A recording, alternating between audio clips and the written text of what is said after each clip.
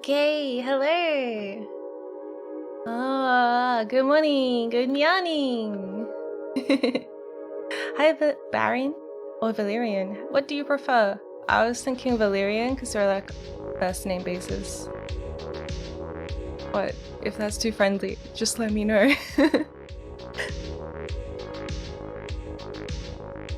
We're gonna play either whatever I like. Okay, cool. Today we are playing Citizen Sleeper.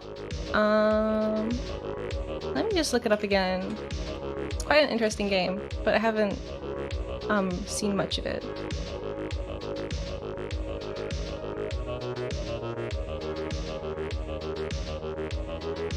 This song is cool. Yeah, so it's inspired by tabletop RPGs. So I'm expecting there to be a lot of choices. And I believe we have dice.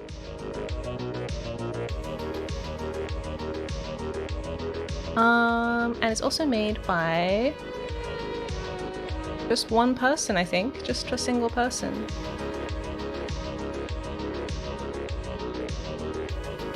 Although, I'm not sure if they also did the art. I know they're a writer. They are called Gareth, Damian, Martin. They're a very good writer. So I've heard. Okay, let's go over to the game scene.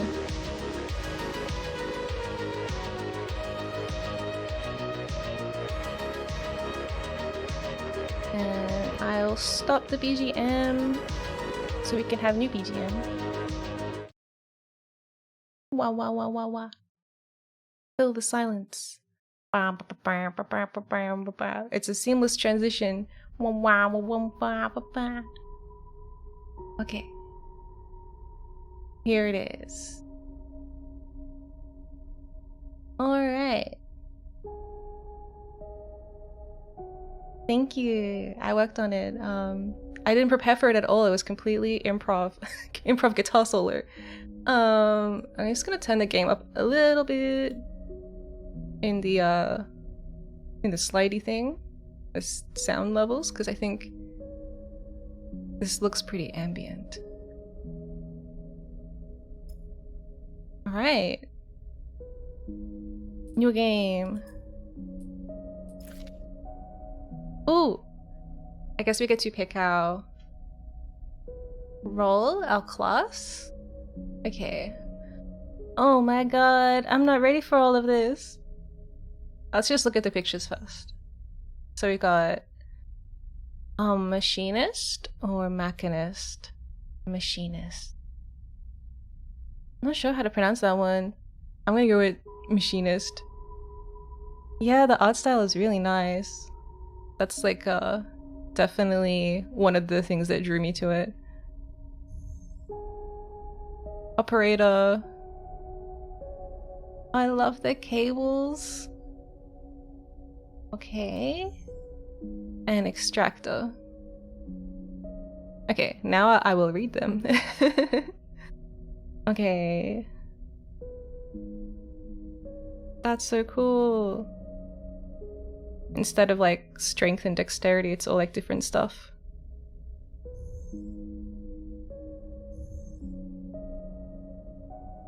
I feel like I kind of want to play this one. Because I think +1 in engineer sounds pretty good to me. I like the idea of working with machines and tools. And then they are bad at engaging. No one is good at engaging, so I don't feel too bad about having a -1 there. Okay, machinist. A machinist repairs and modifies automated systems used in industrial resource extraction. Sleepers assigned to machinist. I don't know if machinist is right. Is it machinist or machinist? Work. They're usually diligent, careful, and structured people. Yeah, that's what I'm thinking. I'm thinking like machines, because everybody kind of looks like an android to me. And what are androids if not machines? So being the person that can repair and make machines seems pretty OP.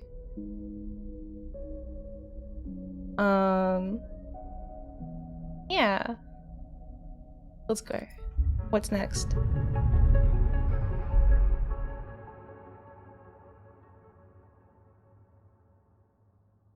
Blackness.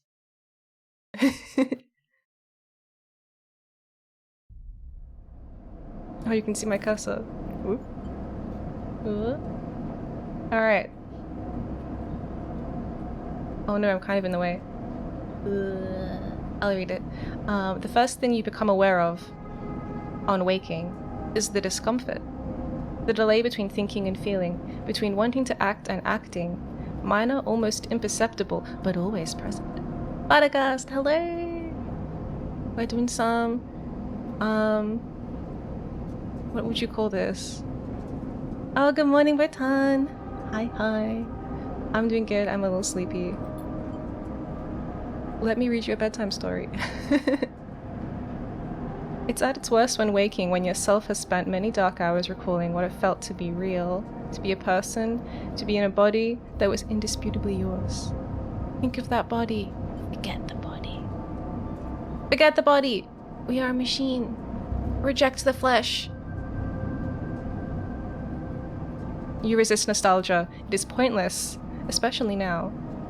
This is the moment to reach out, not curl inwards. This is the moment, this is your moment of escape, even if it feels immediately like you've traded one prison for another, smaller, colder, lifeless.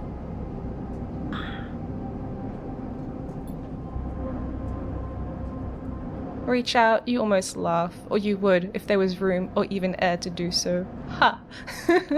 This is pretty bleak. The walls of the container are immediately present, cold, hard at the back and at your back and face, cramping your limbs. You resist the desire to stretch, knowing that the claustrophobia comes next, and retreat a little further from your central nervous system. It isn't painful. Not like you used to know pain, at least. In emergency mode, pain is a message delivered with efficiency and ease, a reminder that harm is imminent. Oh, this is like Mechanicus. There is no insistent throb, no trembling nerves, just a warning, delivered with the banal quality of a digital notification. Right now, there are thousands of them. What? What's the plan? Remember the plan or remember the others? What others? We are on our own. Oh my god.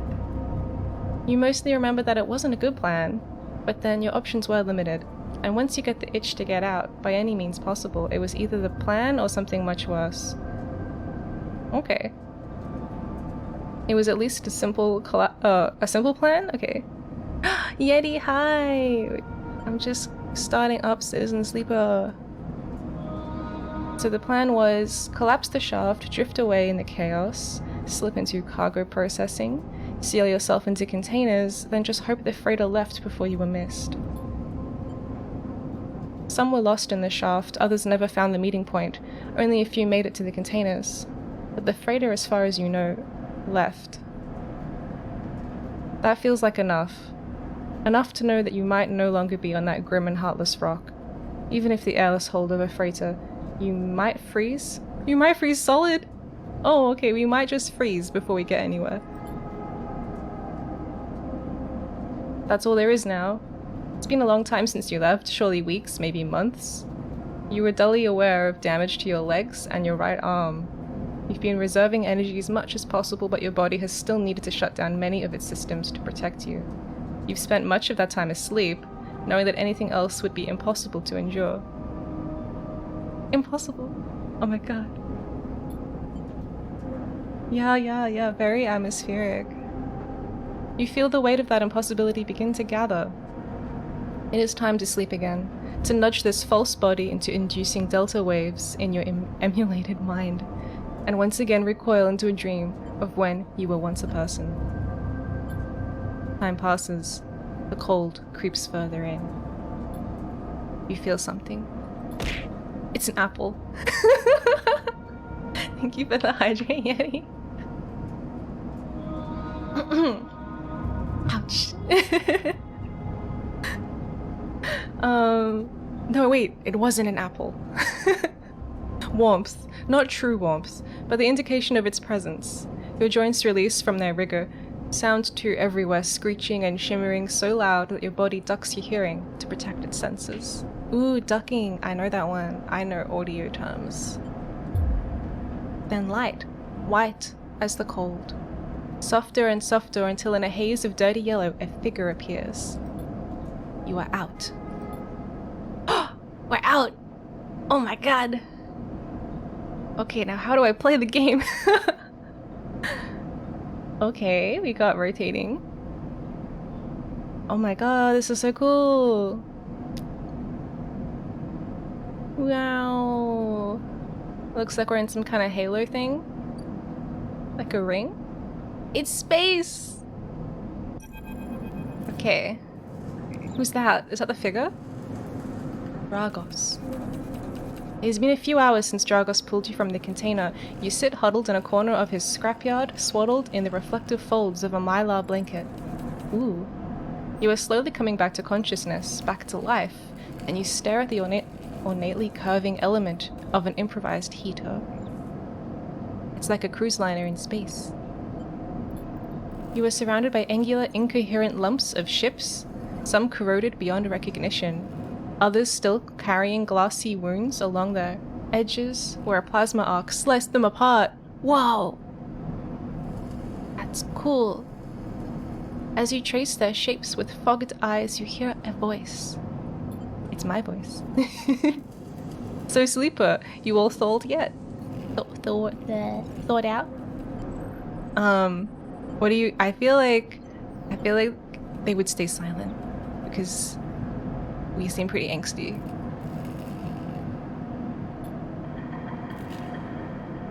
Never seen one of you come in like this. New frames must have better perseverance in sub-zero vac. Seen more than a few of you frozen solid to hull plates or inside outer locks in my time. They weren't so lucky. Dragos comes into focus, shrouded in makeshift tech, his headset with its glinting eyes, the mark of a drone operator. On his shoulder, one of his symbiotically linked drones perches, its irising eye. How does an eye iris? Locking you with an unflinching stare. Very cute, I like it. It's got like little cute bendy legs.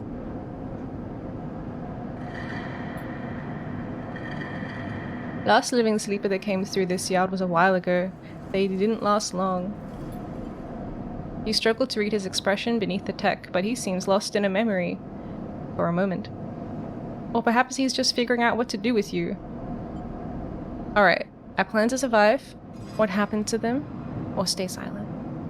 I'm gonna keep playing as a, like, selfish bastard who doesn't care about anyone but themselves. And I'm gonna say, I plan to survive. You aren't sure if he hears you. I won't ask what led you to do it, to sell yourself to a corporation, and I suppose you know you can't go back. Your old body, that's theirs now, and you are just software. A rogue emulation illegally possessing corporate property. Yeah, cold logic. Okay. You nod along. Naruhodo. You briefly... Wait, you remember biometrically signing the forms, the cold floor on your feet as you padded to the sleeper cells, the promise of a life-off world. But as you do, you get the new familiar sensation that these aren't your memories. Oh no. These are things you know, but they're not things you feel. You are no longer that person, you are an offshoot or a copy. Copy. What you won't know is what's ahead. And I need to drink some water. Why did I pick such a dialogue-heavy game?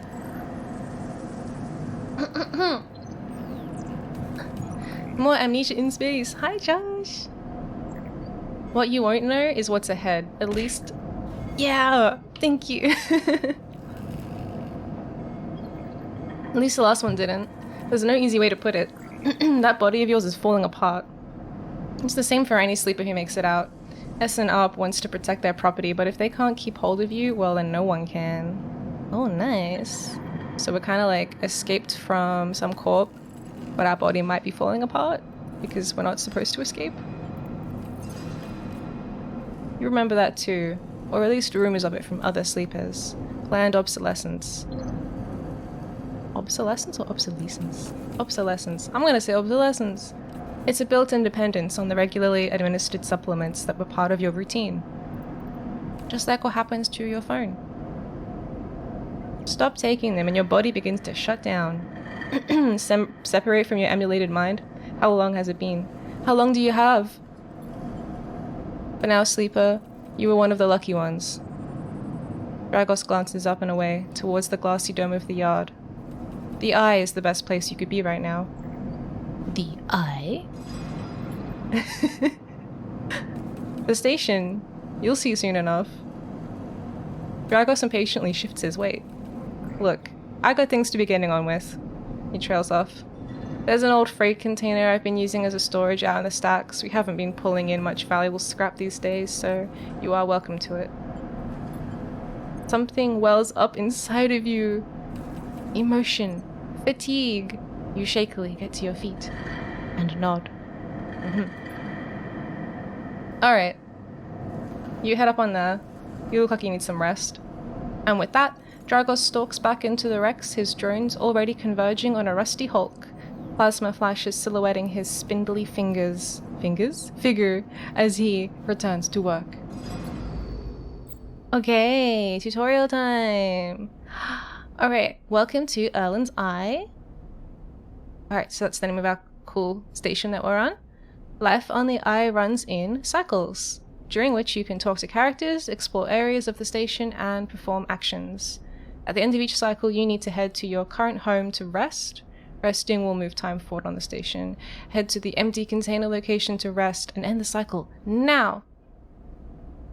Select locations by clicking on their icon. Okay. Ooh. Engineer. We are an efficient extractor. This is cool. I just wanted to check what was in here. Okay, let's go to our new home. We've survived the journey and we're here now. End cycle.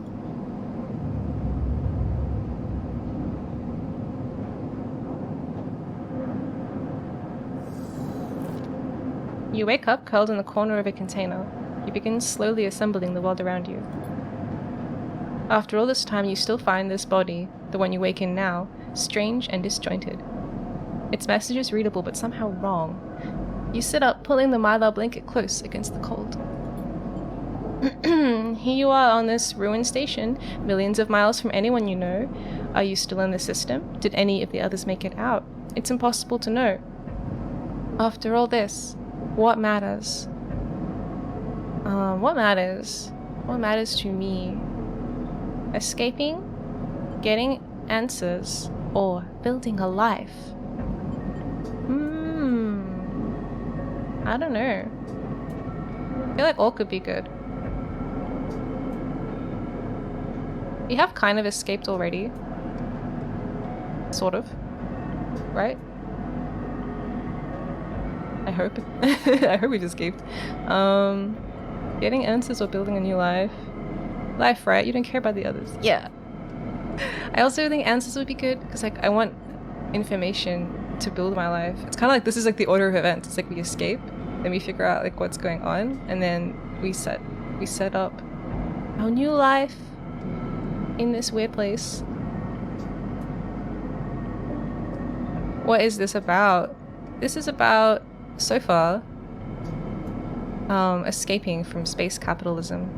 I think we are a rogue copy of someone's mind living inside an android body, and we've run away by stowing ourselves into like a little shipping container thingy and going through space. And now we are at some place.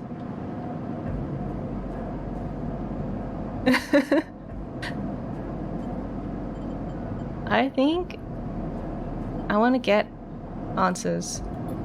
I need more information. It all matters. The past is impossible to escape if it remains a blur. Okay. What S&ARP did to you cannot be forgotten. You need a way of understanding all of this before you can move on. Okay. Where are you? What is this place? What happened to the others? Blah! The questions outnumber the answers. Yeah, it's about escaping capitalism and trying to live. You want to change that, but you'll have to learn to survive first. Okay, Dragos has left a few comforts in the container. The mylar blanket, the bedroll that we slept on, a canister of water, a makeshift electric stove, and some faded sachets of some desiccated powder. Yum. You thumb the power stud of the stove and begin to boil the water. The contents of the sachets smell like damp wood, and you sprinkle them into the liquid. Are we making like some kind of space soup? As the pungent smell washes over you, images from your restless sleep come back to you. A ring-like station, but skeletal and ghostly. A web of threads pulling at your skin. Ooh, a web of threads pulling at my skin. That sounds gross. A constellation of bright polygonal shapes. Like angular suns burning into your mind. Are we having a nightmare? There's something unpleasantly visceral about these images, and it is long after you finish drinking before they begin to fade. You tidy away the stove as best you can and try to gather enough energy to greet the day. Yeah, I don't want a web of threads pulling at my skin. That sounds kinda... Whoa. What's all this? Alright. Okay. Oh, alright, we got an explanation of the UI. So the top bar is our condition. Your condition represents the current state of your artificial body. Depletes by one segment each cycle, but can also be damaged by violence, injury, or lack of food. If your condition bar empties, you will suffer a breakdown. Breakdown, breakdown. You'll have to figure out how to recover your condition now that you no longer have access to corporate pharmaceuticals that were keeping you alive. Okay, so that's just going to keep ticking down until we can figure out how to fix it. And then we'll die. Action dice. So that's the dice. At the start of each cycle, you roll your action dice. These dice can be used to perform actions on the station. The number of dice rolled is based on your current condition. The worse your condition, the fewer dice you have. Once you've used your dice, you cannot take any further actions, and you must rest to recover them, ending the current cycle. It sounds like a micromanagement sim, and I'm here for it. Yeah, I wasn't sure what our task would be on board, but it does sound like managing. Okay, and the third bar is energy. You also need to eat to survive. This is represented by your energy bar. You can refill your energy bar by eating, but first you have to find somewhere to get food. Your energy depletes by 2 segments each cycle. If it becomes empty, you will be starving. When starving energy loss becomes condition loss, your condition will also deplete at double rate per cycle. Okay, wow. Okay, so we need to eat food. We need to take some kind of drugs to stop our condition from worsening. And we have action dice. Yeah, I guess we're not fully robotic. Maybe. Why would we need to eat food if we were? Unless the food is just like, yummy AA batteries. What a treat. Okay. I guess we are just inside our room right now. Leave. It's Dragos. He's still wearing his headset, and in the harsh light of the corridor you realize it's implanted. A drone sits on his shoulder, its Keisha sensor eyes rapidly irising. How are you feeling? I'm okay. The drone chirps, good to hear. Wait, the drone? The drone is talking to me. Oh, it's so cute. You notice that beneath the operator's rig, his skin is marked by burns and blotches. I know the container isn't much, but it'll keep you safe. He pauses. So, I'm not going to chit-chat too long. You well enough to work? Yeah. Let's get on with it. I'm ready to work. Alright. Okay, at the yard it's simple stuff. We hack these old hulls down, send them off to the shipyards or the bright market dealers for cryo. Occasionally we pull some tech, something with a bit more value, but most of what comes in is scrap. It's hard to find good hands here, but I figure as a sleeper, I'm a sleeper. You'll be used to the manual labor. Obviously, I'll slip you a few chits of commission. A few chits of commission, thank you. Based on what you turn up. Alright, yeah, what is a chit? Please explain that. These. He pulls out a handful of small metal bars. Oh, these are the batteries that I want to munch. Air-walled cryo isolated from the market. It's what we use for trade out here. Okay. They're just money. I'm wondering if the roboticness of it is like capitalist dehumanization. Definitely feeling dehumanized right now. He shuffles his feet nervously. Look, I wouldn't usually do this. In my opinion, you'd best be suited moving on as quick as you can. And sleepers, well... But things being the way they are, the way that they are for me at the yard, I need the help. Why? Things are a little bit tight, that's all. I owe a little cryo to a client here or there. He pauses, thinking of something else to add. Look, just come down to the yard when you're feeling fresher, there's plenty to do. Okay. He nods distractedly and then turns and walks away, the drone hopping along ahead of him. See you later! Looks like it's time to get to work. Okay, cool. We already have a job, just like that. I guess we can't go anywhere else yet, it's just these two places.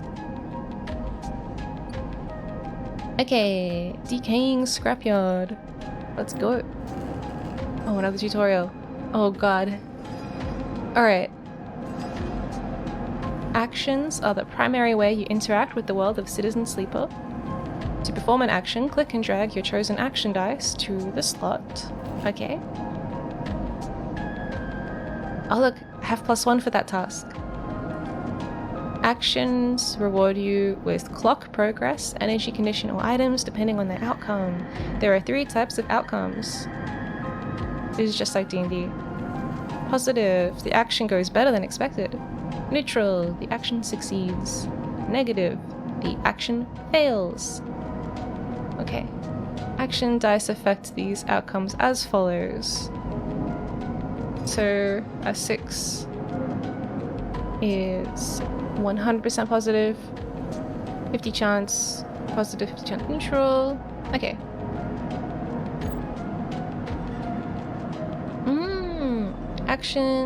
Actions display information about their type, risk level, and skill, and modifiers that apply to that action. Critical or repeatable. Critical actions can only be performed once. What's the risk level? Safe, risky, or danger.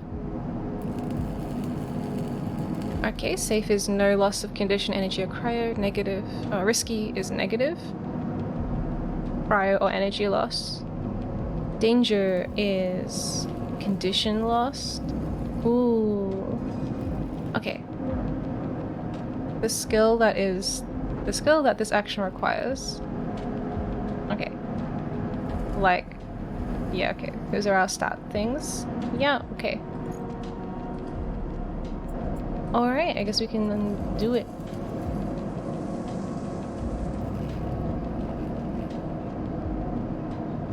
I want to try doing hull dissection. It is risky though, so I'm gonna put this dice in it. 100% chance of success.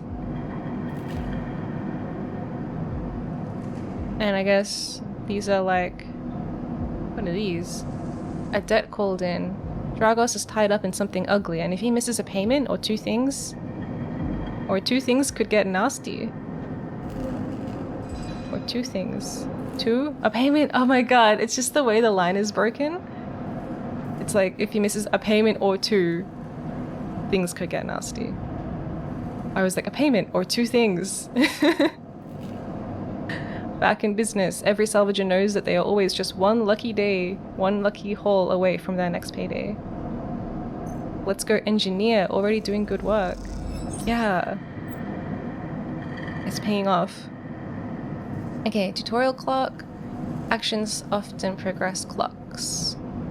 Clocks are displayed below the actions that fill them. Oh, that's what those are. Okay. They track your actions and how they will affect the world. Filling a clock means something good or bad is about to happen. Some clocks, such as the one tracking Dragos' debt, are cycle clocks. These clocks tick themselves once each cycle. You can complete without paying player input. Any active cycle clocks will be displayed. Okay, cool. So those are kind of like the context of what's going on while you're doing your tasks. Alright, we did that one, but it's repeatable, so we could do it again. Or we could do manual salvage. Manual salvage, we only have a 0. Don't have any negatives. And it is safe. I guess we can try one of each. Maybe I'll do... Oh, I don't know. I don't know which dice I want to use. I could use the, like, a 1 dice because it's safe. I don't think the outcome would be that bad. What about this one? 25% chance of a negative outcome. So... it's not too bad. It's not too bad.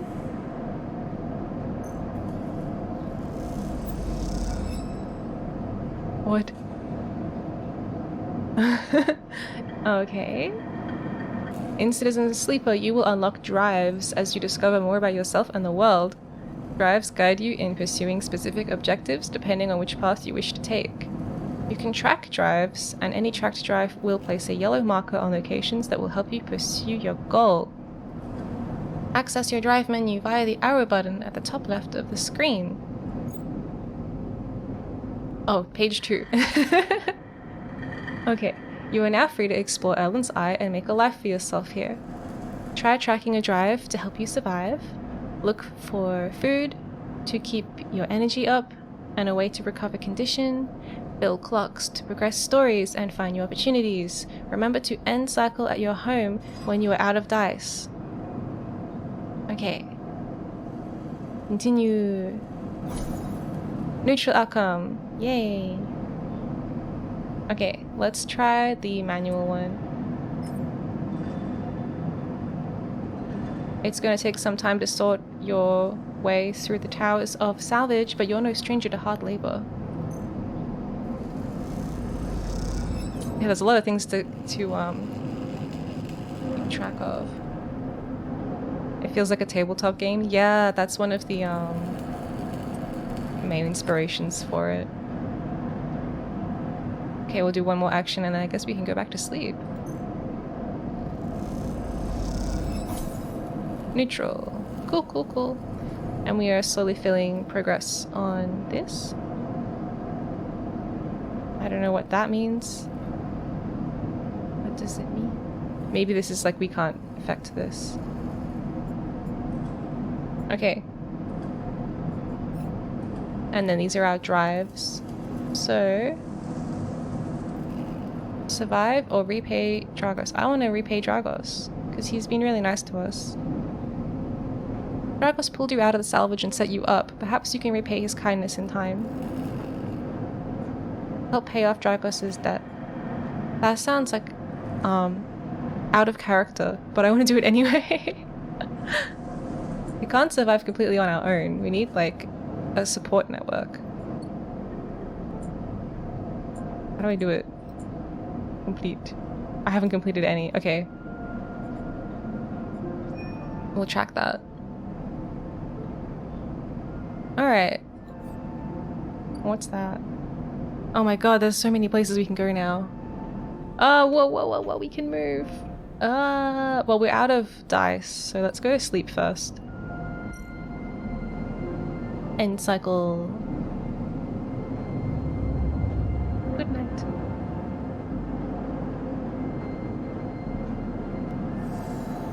Oh no, we're starving. This time you don't wake up. Instead, the ghost of the station, that shifting skeletal ring, surrounds you. Oh no.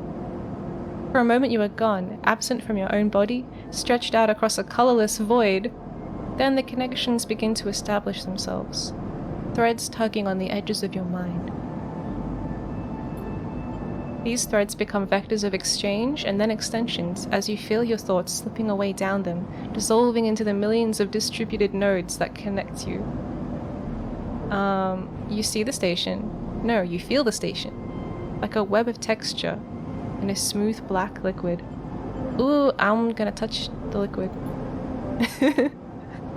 You find a point in the station and you connect to it, pulse through it.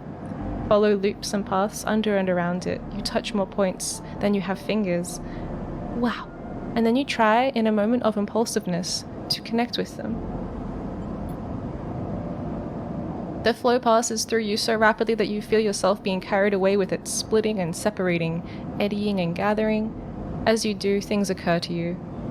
Things that you can't possibly know. You reach out and try to grasp them. Try to touch them too. Touch is the liquid. Yes. I want to touch the liquid! We're okay. Oh, hey Mach! Welcome! You notice a tugging feeling pulling at you insistently, as if it were a small child, made of black liquid. Somehow, it is pulling you in two directions, at once. You look down. All of a sudden, everything shuts off. You come back trembling into this unfamiliar body. No, I wanted to look at the child! You find yourself standing in the container, eyes now open in the dark steel walls. You feel a change within you, a shift. Is the change within me that I'm hungry? They should have had drink the black liquid as an option. You close your eyes for a second and you feel it waiting there. The station splayed out across your mind, a storm of connective nodes waiting to be explored. And then it is gone. The forbidden soup. Okay, we need to get some food. I don't know how to get food, but I need it. Your home. Okay. What's that? A dock? A dock terminal? Another kind of dock? Oh yeah, do I have items? Oh, I have upgrade point. Oh, wait, that's just here. I have 0 upgrade points. Damn, I guess we'll be able to level up. Eventually. Yeah, so far, that's all we have. Wait, here? Items? The only item we have is some money.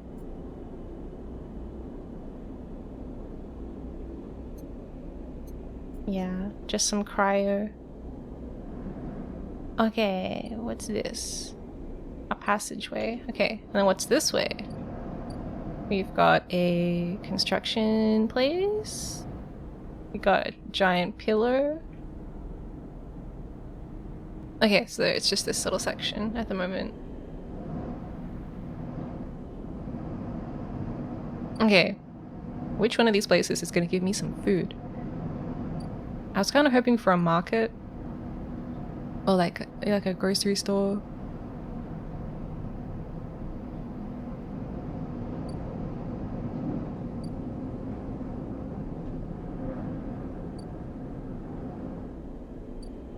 Wait, this is a market. This is a market. Ask for directions. Can I have directions to the food? Oh no, we have a -1 in engage. Oh, engage is social skills. Damn it. I thought engage was like, maybe like physical combat or something. Like, engage. And then like I punch someone. Can't get engaged. Oh, damn it. -1 to engage. How do I eat food?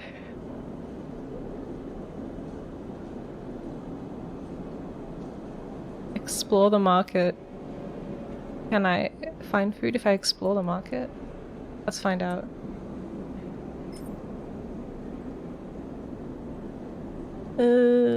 I'm worried. Okay. Okay, it was a positive outcome. But not positive enough. Damn it! Okay. I have to do it again.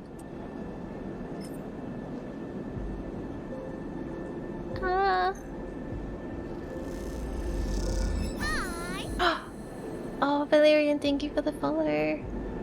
Okay. Now what? I know things. What do I know? I don't know shit. I filled the ring, but now what? You can find anything here. Okay, I would like to find food. This market sucks. God damn it. How do I find food? Money. I just hold my money out and wait, and then I say, hungry. I'm hungry. I roll my dice and I do a feed me check. God damn. Okay. Well, that was a fun trip to the market. At least we know about it now. It's the busiest part of the eye's lower rim. You can find anything and everything here, except you can't because there's no obvious way to find anything. None of these say eat the food. Okay. Maybe it's okay if we starve. I don't know. Maybe that's just part of the game. Maybe we're supposed to starve. Wait. Is it different if we come back? Oh my god. It is different.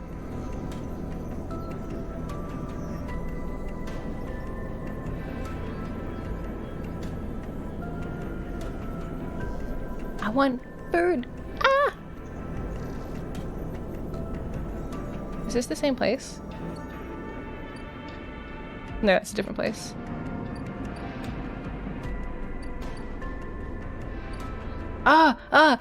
Food! Oh yeah. Oh yeah, we found the food. Oh yeah. 13301, we're just talking robot.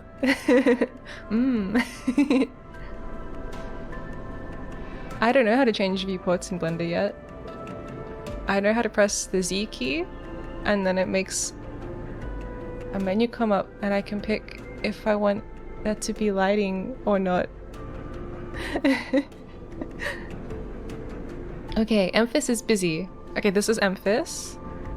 The man who will feed us, maybe? Emphis is busy, his broad face uplit by the makeshift gas burner in front of him. With precise, delicate movements, he lays thick chunks of marinated fungus into a dented wok. Oh my god, that sounds good. I would love that, thank you. I'm so hungry.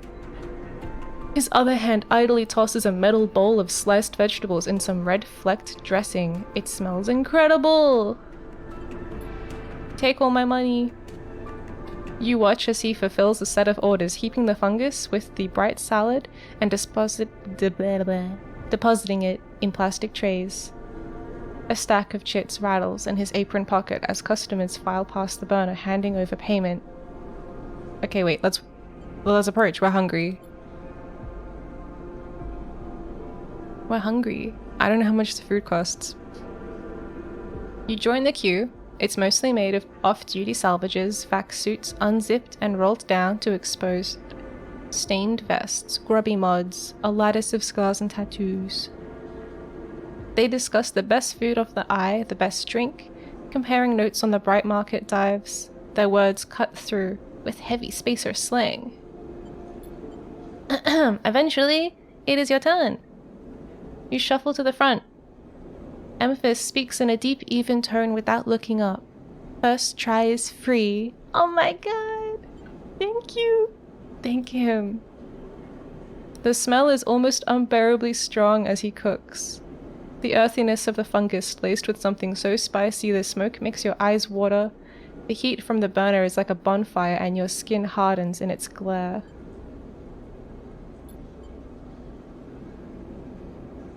Wow. That's so nice. I know you sleepers, Emphis says as he cooks. His voice deep but clear. A hard life, a lot of stories. He glances up from beneath his cap with piercing eyes. I know. What does he know? Tell him a story! Okay. One time, I tell him about my journey to the eye. Okay. I tell him about my journey to the eye, and he nods as he cooks. His eyes never leaving his work. You tell him of the confusion, the pain. Oh wow, we're really just telling him everything. This person we just met. Okay, but also the sense of possibility and its sudden arrival. Yay. You tell him of the cold and dark and the endless cycles spent within it. Now it seems you tell him like some dream that you once had but can never forget. You tell him that the eye excites you and scares you. And you're unsure where to walk, where to look, or what to do. Eventually you tail off running out of words. Wow, we really were just waiting for a good listener to come say hi. He trades mushroom stir fry for backstories. Yeah, that's a pretty good trade.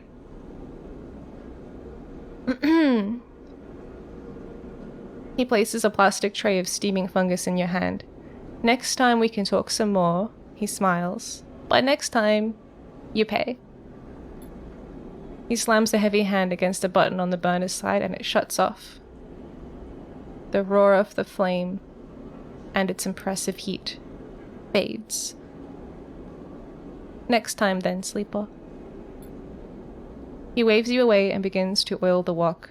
Before you turn back into the alley, you notice the geometric patterns of circular scars across his forearms, each surrounded with a constellation of glinting pin marks. You walk away, and as you do, you take a bite of the rich, spicy, delicately sweet fungus. Oh! That sounds good. Your taste senses light up like a fusion reactor. You'll be back. Oh, that was so cute.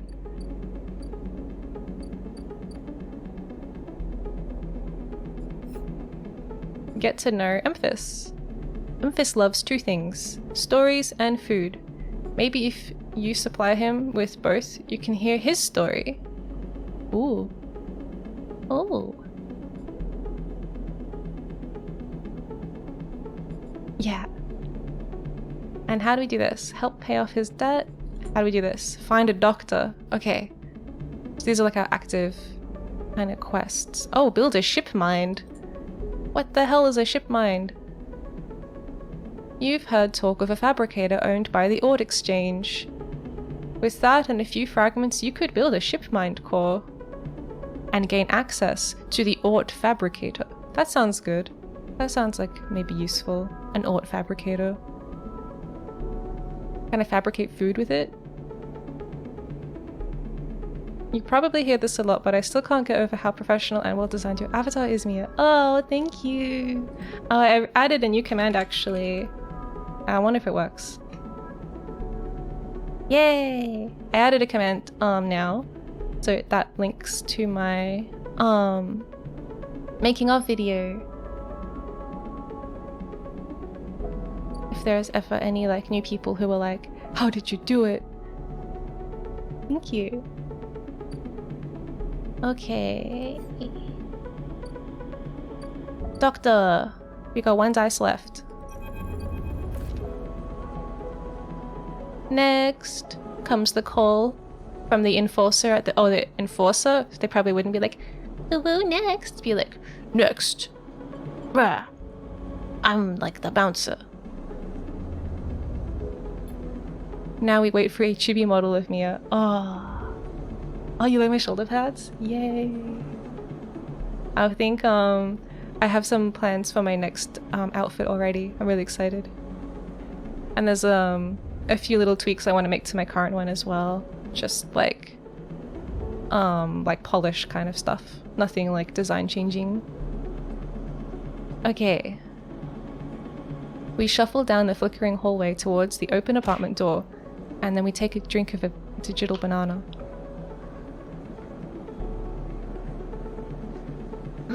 Thanks, Yeti, for the hydrate. What was I doing? That's right, I was drinking a banana, and then I keep my head down and your shoulders high, trying not to bring attention to yourself. Wow, wow, wow, wow, wow.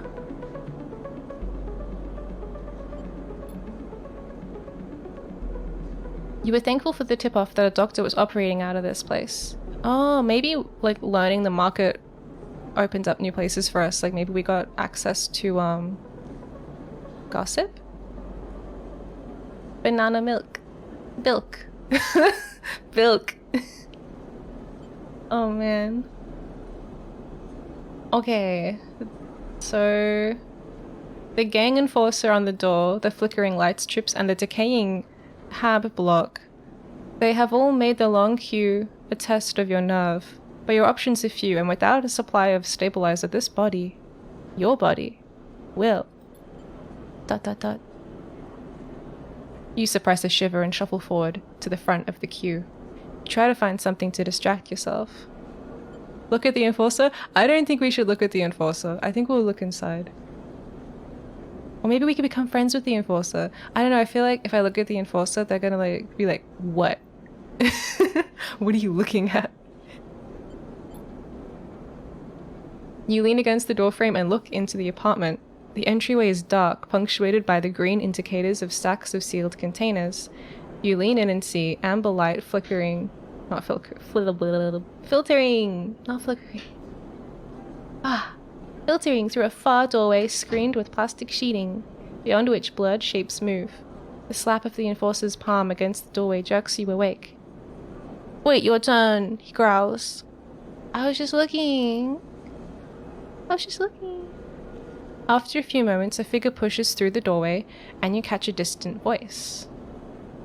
Send the next one in, Toshiro! Oh, that's the enforcer.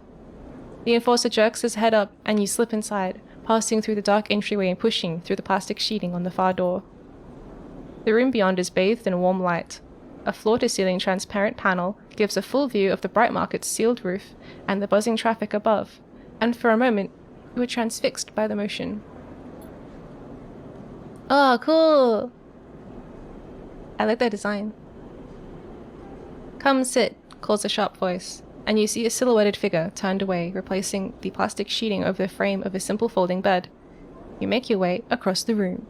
Yeah, how cool is that outfit? I love, this kind of like poncho, rain poncho. And all the straps. Oh, so cool. The figure turns, and as they do, you see an expression of confusion flash across their features. They open their mouth as if to speak. They blink, and then quickly regain their composure. Do we know each other? Please sit. They gesture to the bed. Then turn to open a case of tools on the table. Okay. You sit. Sabine turns. A compact diagnostic scanner of some kind is in their hand. They hold it to their eye. Remain still, please. Their tone is clipped and businesslike. You stare ahead, still dazed from their expression when you first entered. Fear, recognition, sadness. Unmistakably etched across their face. How long have you been on the station? They ask, the scanner still to their eye. Has it been it? I feel like it's been 2 cycles, but okay. A few cycles. They nod. It's good you came to me. They set the diagnostic scanner on the table. I'm going to start by assuming that you don't know anything. That's correct. They take your arm and roll up your sleeve, inspecting your synthetic skin. Your body is dying. Your body is dying. They say it without ceremony and without drama, but not without empathy. S&UP doesn't like to see its proprietary technology let loose. To prevent bodies like yours, frames as they call them, from being stolen, repurposed, or in your case escaping, they built in a process of so-called planned obsolescence. Frames decay rapidly when they're not regularly injected with stabilizer, one which S&UP remains the sole producer of. Sound familiar? Yeah. Good. That may help. They swap to your other arm, running some thin metal device over your skin. You feel your forearm tremble. I'm sorry, Sabine says. You are unsure if they mean for the cold touch of the metal or for anything else. Emulations like you, Sleepers, as most people know you, aren't classified as people in any of the surrogate systems. You have no rights. Oh, damn, we have no rights. No status. They focus hard on the inspection of your arm. And S&UP has no reason to release stabilizers into the market. Sabine looks up as if to apologize again, but they stop themselves. I know little of this is of use to you. They turn away, disassembling the metal instrument and cleaning it. Silence fills the room as Sabine works. And the silence gives way to tension. Oh no. You stare at their back, willing them to say something. Anything. Sabine turns to face you. I may be able to help. They sigh, and see the darkness under their eyes. You see the darkness under their eyes, and you hear the fatigue in their voice. They gesture to the door. You saw Toshiro outside. You nod. He works for my benefactor, Yadagan. Yadagan? They are influential in the low end. They gave me this space to work. They run the door and take the profits. At the same time, I have to fix up their enforcers, tend to their implants, and sew up their wounds. They look away. But Yadagan has connections. Smugglers from the Star Wars Belt, mercenaries working for the corporations on Ember. If they can source the stabilizer, maybe you'll have a better chance. Oh. Sabine sets down their slate, their notes complete. This is dangerous, and it'll be expensive, but I think we can do it. I'm not gonna look a gift horse in the mouth. Thank you. Sabine walks away to the window, their face dappled by the shadows of passing drones. Let's see if this works first. I'll let you know when I have a lead.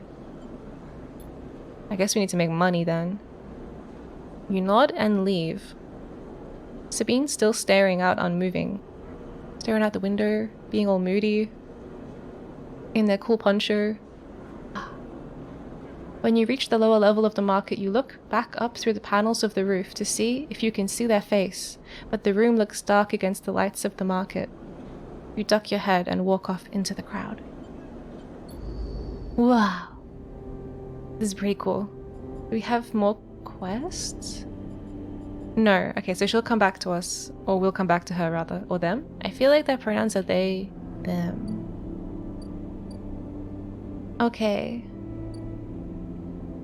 So we got food. That's like in progress. That's hardware exchange. We don't have any hardware. I guess we can just look at places. What is this place? Oh, okay. We can't go there immediately.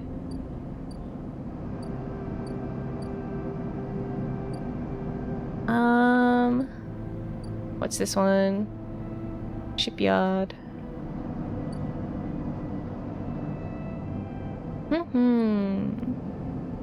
Old dock terminal. What's this?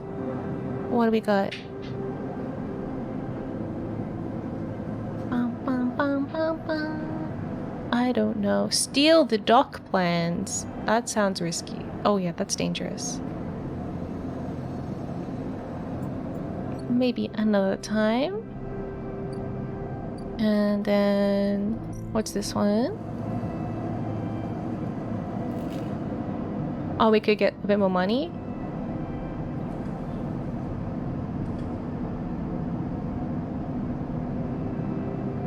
Let's do that.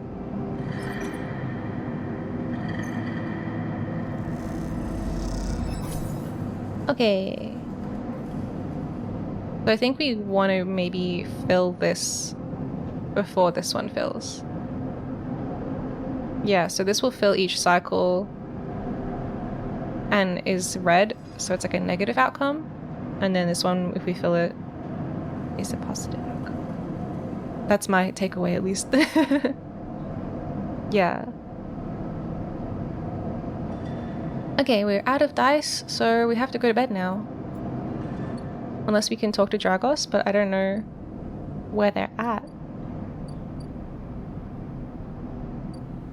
Kinda wanna check this place out before we go to sleep. Okay, assist a shipbuilder. You don't have connections, but you do have skills. If you can get a shipbuilder to notice them, you might be in. Ooh. Oh, am I good at that? Because we have engineers. So maybe we can check this out in the next cycle. I guess once we've paid off the debt, maybe this could be like our new job. Okay, okay. Should we eat again? We're not completely full. Maybe we'll eat tomorrow. Okay. Good night.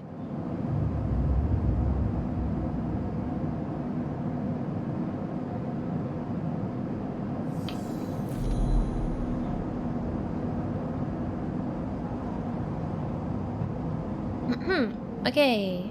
Again, this skeletal ring of the station fills your mind. It sparkles with glittering lights, like the stars reflected in a winter lake. Oh, how lovely. It is clearer, crisper than before. The threads still pull, but you remain in place, flickering in the flow. Between the threads you see bright shapes. Caches of shimmering light beneath you, transparent crystal forms. Okay.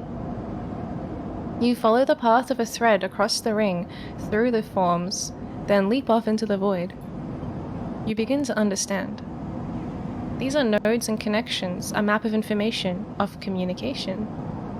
There are so many layers, so many loops, that it seems almost impossible to pass, but you begin to try. Alright. Nodes or threads? Nodes or threads? I feel like we need to have better threads. There are more threads than you can count. You choose one that passes nearby and approach it. As you inspect it, you understand why you instinctively chose the word thread when you first saw them. Do I? Do I understand that? They are not single lines, but rough fuzzy things woven from data strings of all kinds. The threads and nodes. Passages and puzzle boxes. One leads to another. That's what I was thinking. Like, we need to get to the node. And to get to nodes, we need threads. There is so much here, so many answers and so many questions. All you need to do is follow the paths and open the boxes. You look out across this ghost landscape of exchange and see an opportunity. But then, no! But then, that insistent tugging again, pulling at you, you look down again and see two lines. Two threads pulling in different directions. As if they were tied around you. Okay, the first one. The first thread leads out away from the station into the inky black. Someone out there is tracking you, hunting you, following the thread to you. No! They are in a ship, and the ship is approaching ever closer with each cycle. Fuck. God damn it. How am I meant to start a new life if there are people hunting me? Okay, the second thread leads in. Pulling deep into the station. Your gaze follows it, and this time you see something. A sphere shimmering above a strange, angular body. A pulse shoots out from it, passing over you like a torch beam, testing you and tasting you. You open your eyes. Time is short. Okay, cool. Do we have a way of tracking that? No. I guess that's just... Wait. Wait for Sabine to acquire the stabilizer. Sweet. Okay. Well, first up we should go... Oh wait, hunted! Hunted! Someone out there is tracking you, following your trail. It won't be long before they arrive. So we've got like 8 cycles until they come here and fucking kill me or something. Great. I can't wait for that. That's going to be wonderful. 8 days to prepare. Okay. Something has changed inside you. Oh no. You can now access the data cloud of the eye. A network of decaying protocols and data caches. Caches or caches? While there, you can use dice and items to access systems and extract data. But be careful, these networks are old and strange. Click the I button at the top of the screen to toggle this view on and off. Whoa. That's so cool. I love how it closes. Boing. If I close my eye... Wait, well, I probably have two, right? My eyes? I don't know. Do we have two eyes? This is an important question. We can see... Hacker vision. I see. Very cool.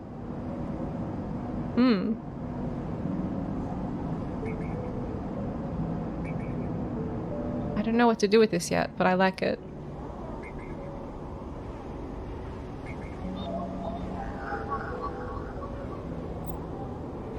Whoa. What is all this? Okay. Data actions allow you to extract data from the network of the eye. They work like dice actions, but in order to unlock them, you must match your dice to the one displayed on the right of the action. Okay. If you have a +1 or +2 modifier in the interface skill, you'll be given more possible dice to match. You can use any dice that matches the type of dice displayed. Once unlocked, the data can be extracted. Ooh. Interesting. So if I wanted to, like, learn some new stuff... What's this one? I don't know. I don't think I have any dice that match.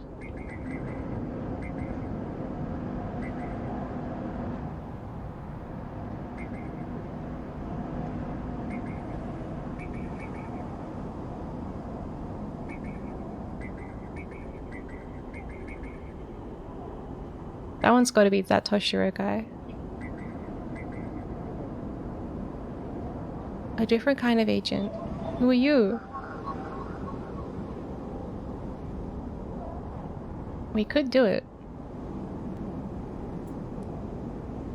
Maybe it's a trap. I don't know. Why would they leave the broadcast open? Why would they do that? I'm scared. I don't know what this is.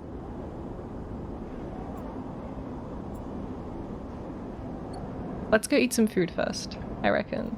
Food, and then we'll worry about all the scary stuff.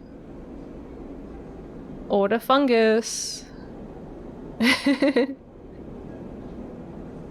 Okay, put some money in there. That. Okay. Oh, cool. So, wait. Can you see that? There's a ring here behind my head. And we're gonna fill it. Wow. It's currently 1 out of 4. So if we eat 4 times, then we become a fungus fan. And then we'll become a regular, and then Emphis will be our friend. Okay. Cool. I've eaten. The doctor... Okay, so it's gonna take her... Oh, sorry, them 3 days. Or 3 cycles. Okay. I don't want to go to low end. I don't think. We've still got a lot of stuff in this place to do.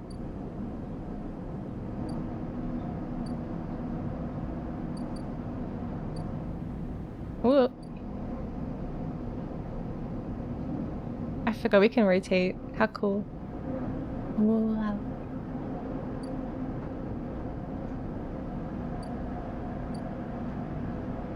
Alright, what are our goals? We can't really do too much. We can build a ship mind. A few fragments. Gain access to the ore fabricator. What even is that? I guess if I tracked it, it would let me know. Let's do a little bit of this again.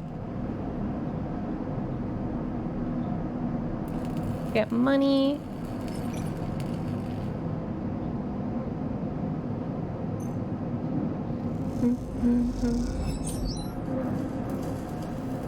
Okay, cool. That's enough to pay for our lunch.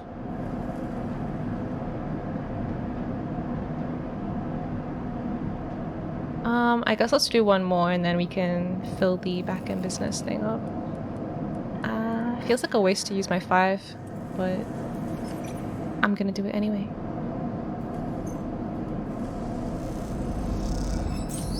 Alright, back in business. How do I do that? I got an item. Scrap components. Filters, capacitors, sensors. Useful salvage to the right person. Okay. Okay. Do I have to wait another cycle? Perhaps.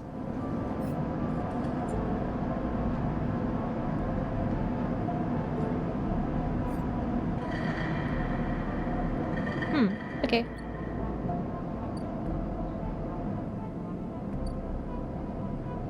Oh wait, here it is. Maybe. Here it is. Dragos. You arrive into a buzz of activity at the yard. Red blinking lights flash across a vast dark shape suspended below the dome. They flicker across scorched hull plates and bent structures, spilling from holes in the twisted shape. The cutter is huge and has been torn apart in some violent encounter. She's a beauty, isn't she? Dragos stands to the side, focused on the hulking ship as it's lowered into the yard. What is it? Dragos laughs. That, my friend, is A-grade scrap. I should thank you. This place was on its last legs when you turned up, and now look at this. The ship descends slowly, its interior visible through multiple hull breaches. You struggle to gather the same enthusiasm as Dragos for this monstrous craft. You can't help but think of what became of its crew.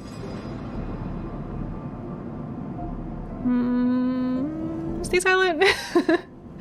Let him talk. Believe it or not, I managed to convince our salvager friends to give it to me on credit. He glances at you. The ship creaks a little like a carving iceberg as it reaches the base of the yard. Dragos is visibly excited. I know I said I shouldn't stick around, or you shouldn't stick around rather, but I'm gonna need some help with this one. The drones start to crawl over the hulk, their lights illuminating flashes of dented hull. Watching, you wonder if you arrived in a similar fashion, locked inside that container, the wreck of an Espen Arp freighter lowered into the yard like a corpse ready to be butchered. Or was the container delivered to Dragos on its own? A womb for your rebirth into this strange station? Oh my god, the metaphors. You shudder. Ugh. Perhaps if you could learn something about this ship, you might be able to trace the path that led you to this yard. Dragos squeezes your shoulder. After these past cycles, I think we're up to it. What do you think? You see the fading name of this ship. Blah, blah. You see the fading name of the ship emblazoned on its side. Winter Light. Let's do it. He claps you on the back. Glad to hear it. Come back in a few and we can make a start. A real beauty, Dragos repeats, perhaps just to himself. You take one last look at the shattered ship as the drones start cutting and then slip off out of the yard, feeling suddenly cold in the empty passage. Aww. Cool. Wait, what? Whoa, what is this? Tutorial. You've completed your first drive. Yay. I guess he's safe from the debt collectors now. Each drive completed unlocks an upgrade point. Oh, sweet. Access your character menu via the arrow button at the top right of the screen. Okay. Alright, we got an upgrade point.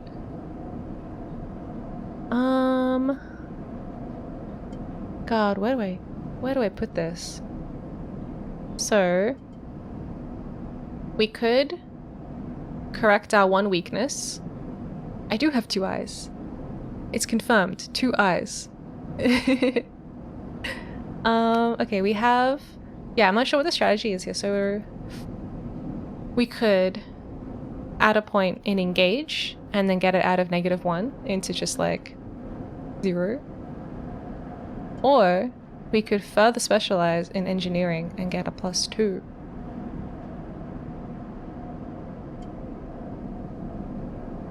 Or... Okay, there's also like another... It keeps going. It keeps going. Wait, is this like something... Okay, I'm trying to understand. So if this were to be +2, does that mean I get to have this? Or do I have to spend 2 points to unlock this? I don't know.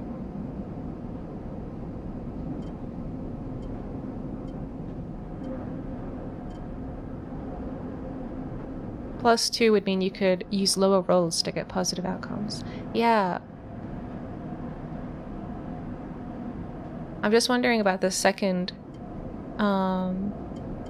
like there's like these ones, which are our int strength dex replacements. And then there's these like abilities.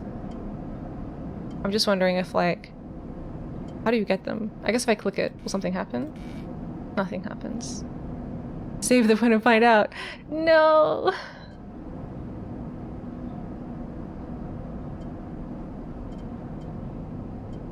Work with digital interfaces. Photosynthetic skin. Predictive reasoning. Dissections display potential positive and negative outcomes. I don't care about that. Thrill Seeker. Chance to gain energy after any engage action. Let's just go put another point in here if I can. Can I? Okay, I can't. I can only put it in... Oh, and I can't put it here? Or can I? No. Okay, I can't put it in engineer. Maybe I need... I don't know, man. So I can put it in these. I feel like strength is good.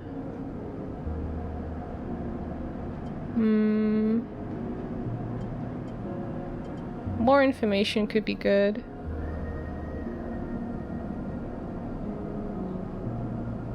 I don't know.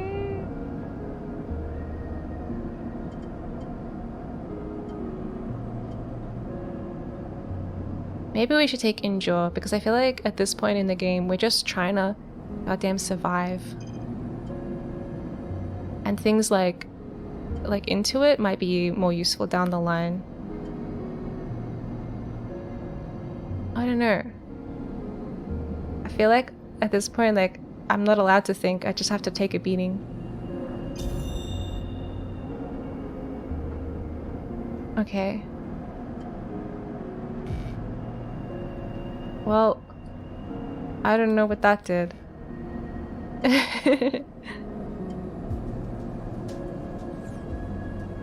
Stick with your gut.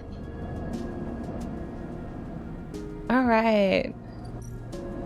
What can we do? We got 1 token left. Oh, this has been updated. We've completed the Dragos quest. Nice. We've got 4 others that we could do. Although I feel like Survive might be an ongoing one. Get to know Emphas. You have to keep eating his food. Gain access to the Ort Fabricator. Okay. I don't know what that is. Maybe if we track it, it'll show me. Where is the Ort Fabricator? Is this it?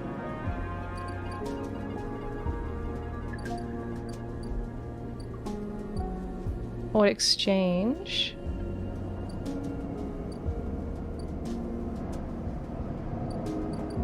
Home.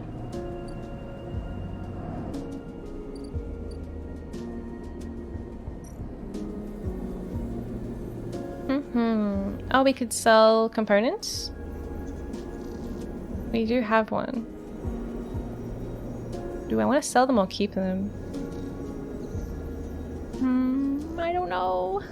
I think like some of the abilities were like, you can use scrap to do something, but at the same time, Sabine said that getting some help would be expensive, so maybe we do need the money.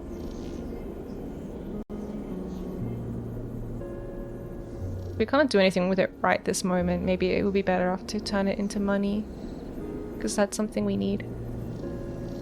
Am I likely to be robbed in this game? Do people rob you? Will someone steal my money? I'm gonna do it.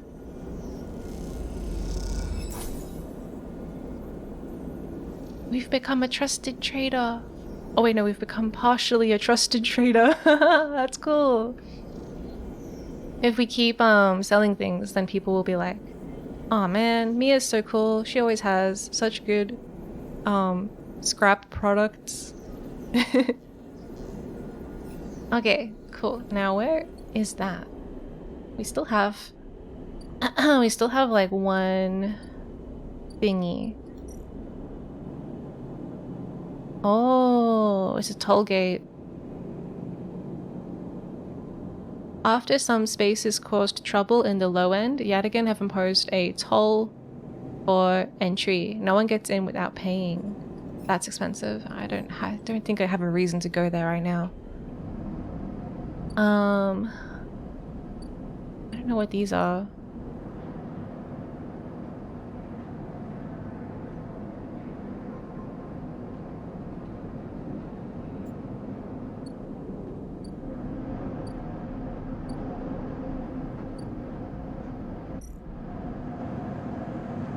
Maybe we can do one of these.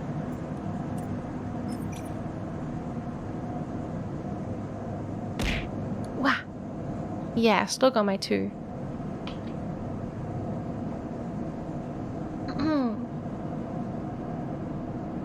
Take a coffee banana break. Thank you for the banana coffee. That sounds pretty tasty. Alright, let's try this. It's risky, but whatever. Oh no. I just got tired. Nothing happened. Damn it. Alright. Back to sleep, I guess. What can I do here? Wow, wow, wow, wow, wow, wow, wow. Okay. Okay, don't go there.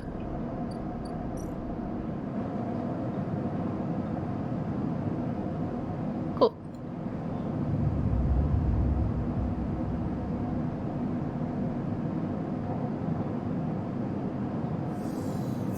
Oh my god, we're so hungry. Leave.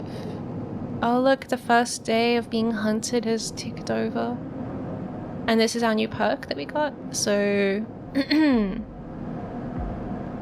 we have photosynthetic skin, which allows us to gather energy through sunlight. So we could just put a dice in there and get energy back, possibly. It'd be nice if I had 5 dice, but I think until we sort out our our condition bar, I think that this is just going to keep decreasing. Got some good dice today though.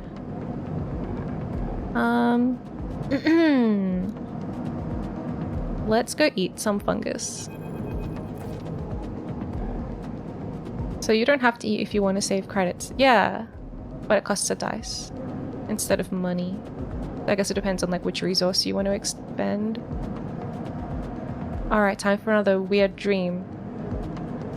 As you close up, a voice echoes down the corridor towards you. Oh, we're not asleep yet. Sleeper, wait up! Okay. Whoa, oh, a new person! Bang is coming down the corridor towards you, a wonky grin on his broad face. Hey! Glad I caught you! Do I know you? He grins. You do now. He puts a hand on your arm.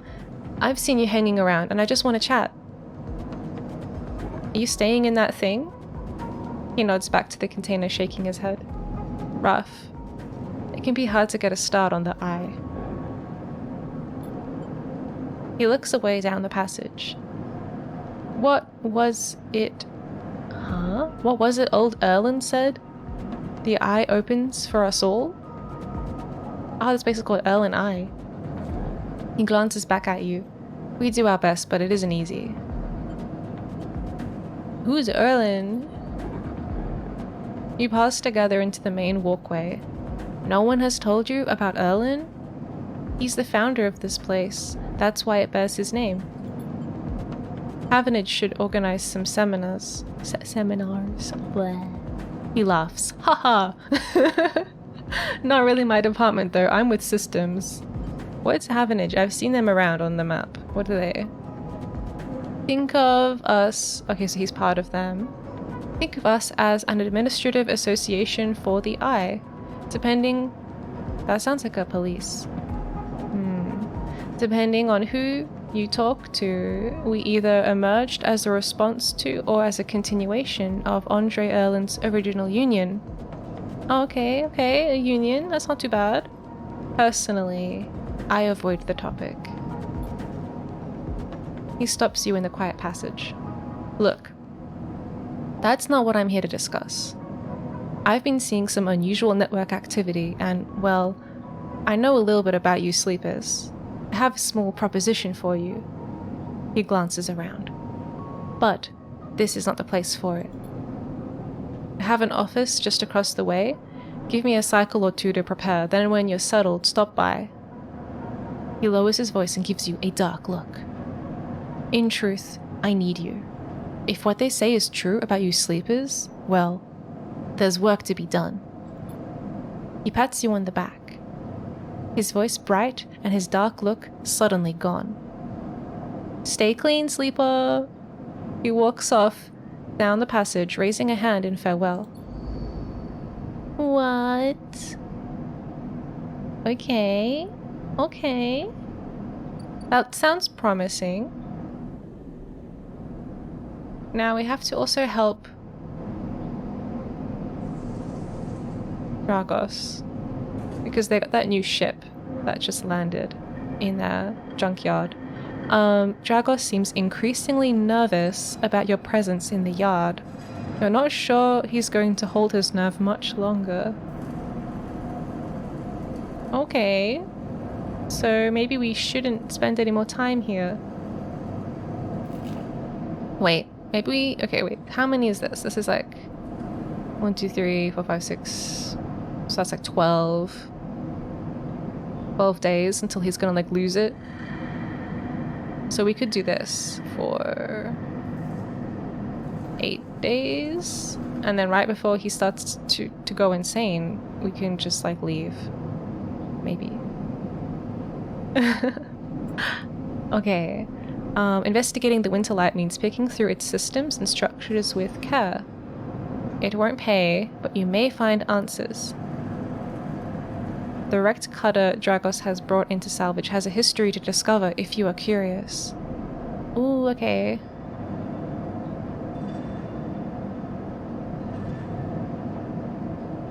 Alternatively, we have cutter salvage. Shipbreaking is tougher than slicing up loose salvage, but Dragos is happy to pay you a fixed wage if you're up to it. But it's dangerous. I'm pointing it out with my ear right here. Danger. So if we... I think that means it's like really bad chances. I guess I could put a 5 in. History or no, this ship is salvage. As Dragos always says, break it down and move it on. So I guess this makes money. This doesn't make money, but it could give us information. And it's safe. So I reckon we'll put 1 in here. You don't think I can do both? Oh, okay, I'm gonna use my 3 because it's safe. Oh, but maybe I should use my 5 because it's not like... I I want the information, but it's gonna take multiple things to get it.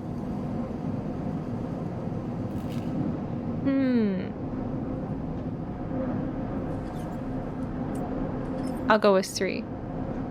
75% chance of not a bad thing happening.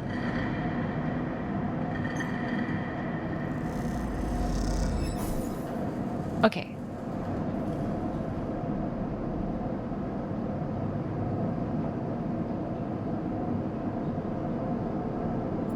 And then we'll do one of these to make money.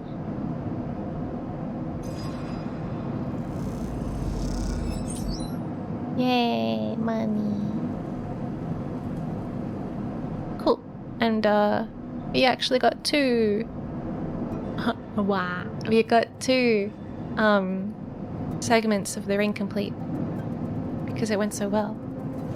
I guess I could do it again.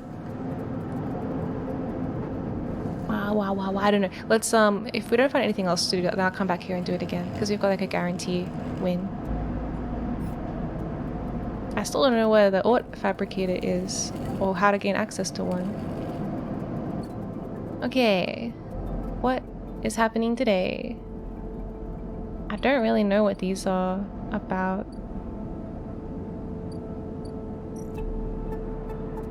It takes several cycles to reach.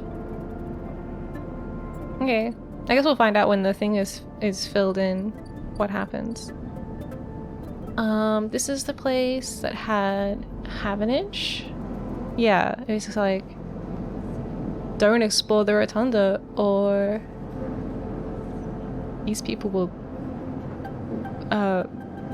look at you and maybe think you're suspicious.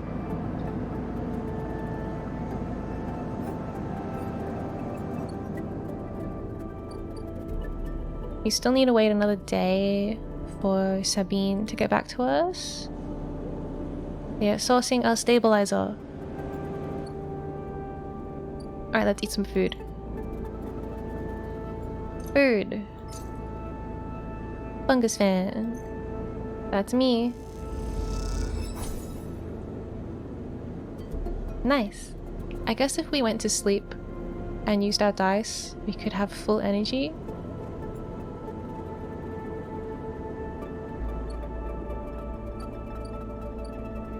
And what do we have here? Play the exchange. I'm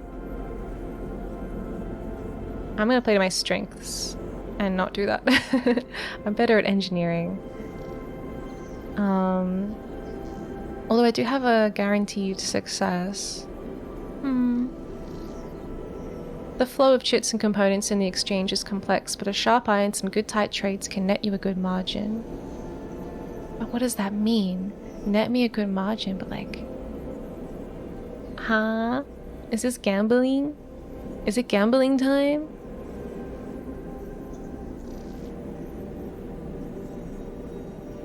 There's an old ship mine fabricator stack. Oh, is this how I gain access to the Ort fabricator thing? But by filling this one. It's time to get that bread. The delicious space bread. Alright, let's go. Oh yeah. Oh, look at that. We're already halfway there. What bread? That's a good question. Good question. You snap up scrap by weight and then parcel it off to traders with a nice markup. You start to get a sense of the traders to trust. Fungus bread. Ooh. That could be nice. I don't think... Is that just like... Would a mushroom pie be like fungus bread?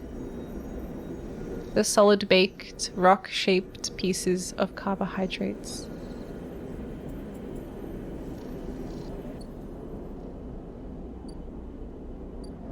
They're not completely solid. There's lots of, bread is like soft, right? It's got lots of little air holes in it.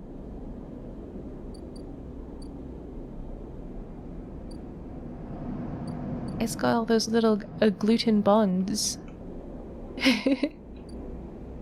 I've never made bread before. I guess technically any bread with yeast is fungus bread, right? So spongy, yeah, like a sponge, a delicious carbohydrate sponge. Woo! Okay. I don't know what my favorite kind of bread is though. I feel like pastries are bread, so probably them. There's too many options.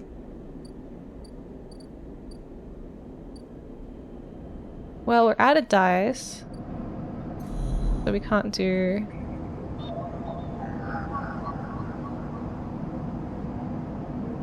any of those.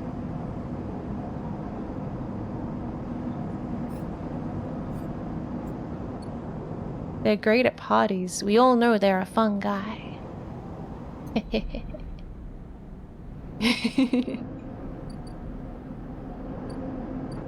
Where did that person say their office was? Is it in here? Well, we can't do anything anyway. Alright. Back to sleep. Hi! Hi! Jamstar! Hello, welcome! Oh my god. I like your ding-dong face. Okay, we can't do anything here, so let's go to sleep. Hopefully we can figure something out before the bounty hunters get here. I'm a little worried about that.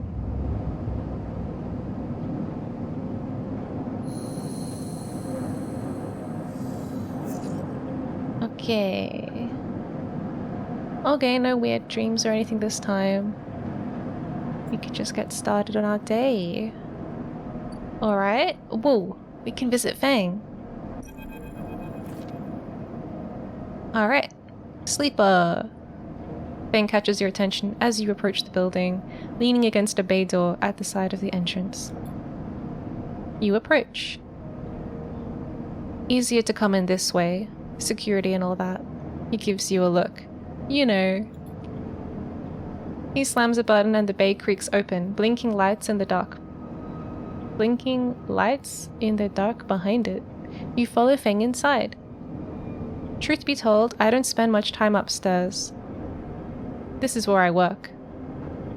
What's in this game? Sadness, despair, a struggle to survive. Cool sci-fi people. The bay is filled with pieces of hardware all rigged up to generators and diagnostic slates, things you don't recognize that glow with blue screen light. There is a chorus of hums that blends into a single wave of static, filling the dark corners of the room. The joke is dead. Feng leans on a server stack and gestures around. You like it? What is it? He taps a nearby server stack, which bleeps in response. This is my treasure trove, all dredged up from the sea of systems we call the Eye. You wouldn't believe what this place runs on. He steps over to a towering block, speckled with vents. Some of these systems are from the original station, the one Solheim built. We've had to invent new components, repair things we never built, and reverse engineer entire subsystems into existence. Residents here look up at the Eye and think that they are seeing a constant, a concrete reality, but this place is a system in constant flux, decaying and growing, collapsing into new configurations. He walks down between the hardware, and you follow. We are keeping this place alive, but also remaking it into something new, dragging it away from those corporate origins. At least that's what I'm trying to do. This station is duct taped together, yeah. He turns back, it's all just blue tack in all of the gaps. He turns back to face you among the flickering machines, humming all around you. I know you can see this too, Sleeper. All these systems and sections. You can, can't you? That's when we do the eye thing. I can see it. It makes sense, right? You were between here and there, between the people and the systems. You light this place up like a beacon, and that's what I need.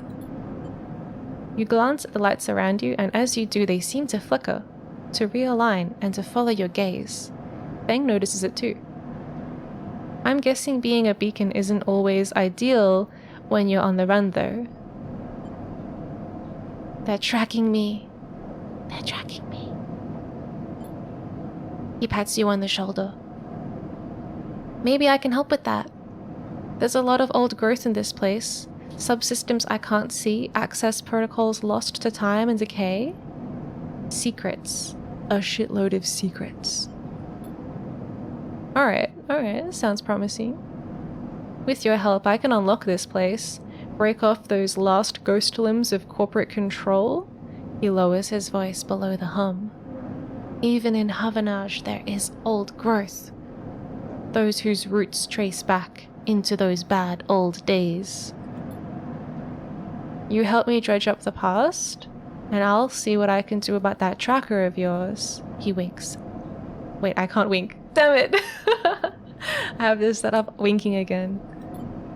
What do you say, sleeper? Yeah, let's go. I'm in.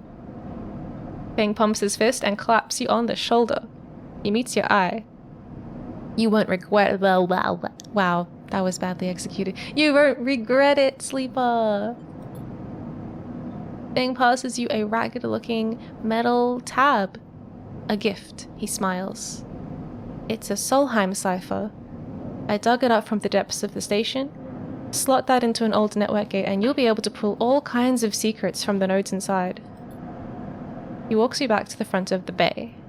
Start by bringing me whatever you can turn up. Use that emulated mind of yours and see what's out there. Let's get a picture of how things are. Those above, he nods at the ceiling, have granted me an acquisitions budget. I can pay you for whatever useful data you bring in. I know you need it. He slams the door button again. Keep it quiet and keep it clean. Ow! Thank you. Thank you for the hydrate, Laggy. Hi! I'll see you soon. Did this game get finished? I had been waiting for the last update before hopping in. I'm not sure. I think it's had a few episodes. There might be one more left. I really just started playing it today. Alright, you step, blinking, back out into the passage. Those flickering lights still in the back of your mind. Yeah, so he's talking about how we can do this. Whoa, whoa, whoa, whoa, whoa. Why does the hydrate throw a banana? Because it's a placeholder. Because it's banana milk. I have some teacups I made a little while ago, but I've yet to set them up. I have to finish. I think we were gonna texture them, so I might do that for a stream. Or I also have I have too many art things going on at the same time. Yeah, I've got to texture them up and put them into the tits. And I also want to try switching over to Vinyan as well. And I gotta set up the jiggly eyeball stuff. Miya hydrates via consumption like animals living in hot climates. Yeah, I get my water through my food. Maybe we should try doing one of these things. What is this one? What is this one? Wait, let me get out of eyeball mode. Whoa, whoa, whoa, whoa. What's that? Oh, that's Feng's thing? Ooh. Ooh. Yeah, jiggly eyeballs. There's like a new software that you can use for 3D VTubers that lets you add new blend shapes to your eyes so that when you like look around and blink and stuff, they have more physics, so that you can do the kind of jiggly eyes that 2D VTubers have. Does a lot of other things too, but that's like the main kind of selling point, I guess.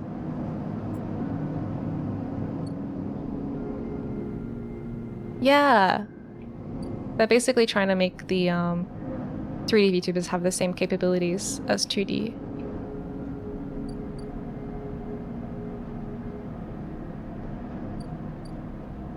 So Feng will pay you well for any Solheim data you dredge up from the Eye's old systems. How do I do that? Is that with my eyeball?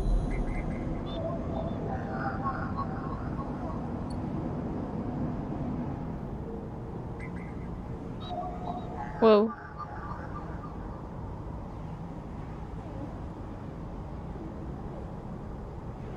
I don't have the right cipher for this. Okay. What's that one?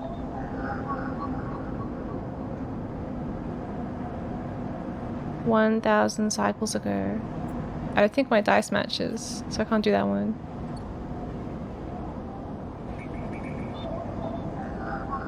We could do this one, but this is the scary one. This one's dodgy because they left it open. Maybe they left it open because they are lonely and they want someone to hang out with. Be brave.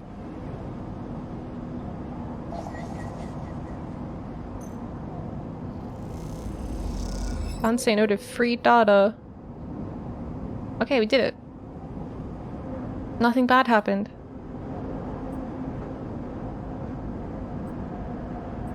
So, where are the Solheim thingies? This one? Is this a Solheim thingy? If I put this in.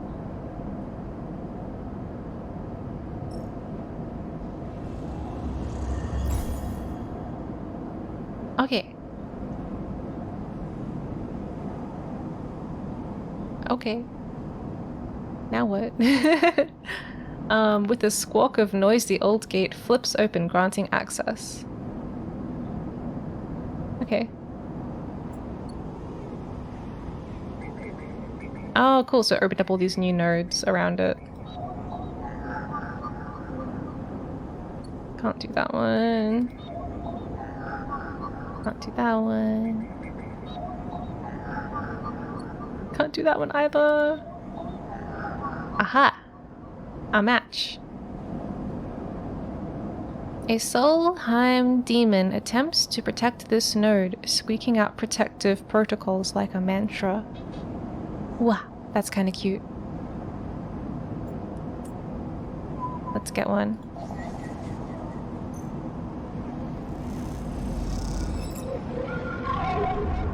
Okay.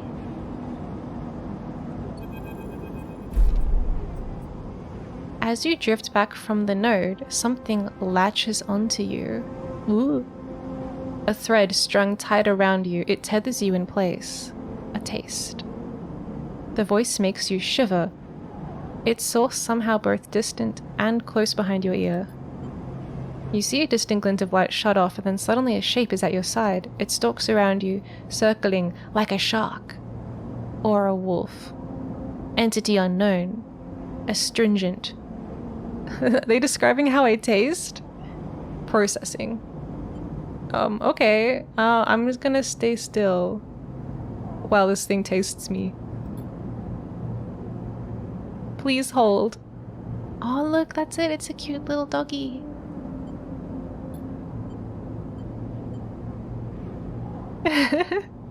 The thread around you thickens until it's a ring, a cylinder, a tunnel of light circled around you. It is blinding for a moment and then it is gone. As it fades, you see a figure, a creature in front of you. Its strange head flickers between different angles, reading you. Wow. Tentacle dog. Alright, what are you? I think it's obvious. It's a tentacle dog. What did you do? The shape paces around you on lithe legs, though there is no ground here to pace on. Entity, identity, origin, serial, cadence. The figure faces you expectantly. I guess it wants us to identify ourselves. I don't know. I kind of want to trust this random dog thing, even if that's bad. I could say I don't understand, or I could tell them what I am, or I could say nothing. Let's just tell them the truth. Would you trust it at an airport? Oh god, with that many tentacles, I don't know. I feel like it could really run an airport efficiently. Unknown. Known. The figure's strange head rotates. Brackish signature. Of and not of. Attempting interface. As the figure speaks, more threads begin to spiral from its head. Thick, snaking, vine-like ribbons that flex and wave. Can I tell it to stop? Stop that. Stop that. It could handle so many tickets. Yeah, it could have boarding passes in each one of them.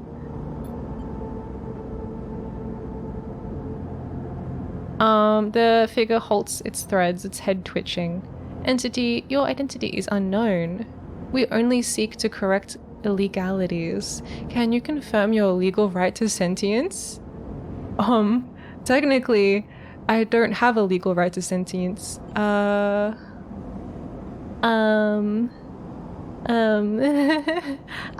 a person, hee, please? No, I can't. I literally cannot. No. Unfortunate. Is it? All at once, Hunter's head is directly in front of yours, blocking your vision. Wah! You stink of their taste. The one from the sealed dock. Hunter shimmers with fury. Oh no, don't shimmer with fury. It's okay. I will find access. I will interface. Sealed dock. Wah. An entity hides in the rotunda. You are its puppet. Hunter extends a razor-edged thread. I will not be diverted from my task. It glows with murderous intent. Okay. You smack the dog on the face, but it doesn't have a face.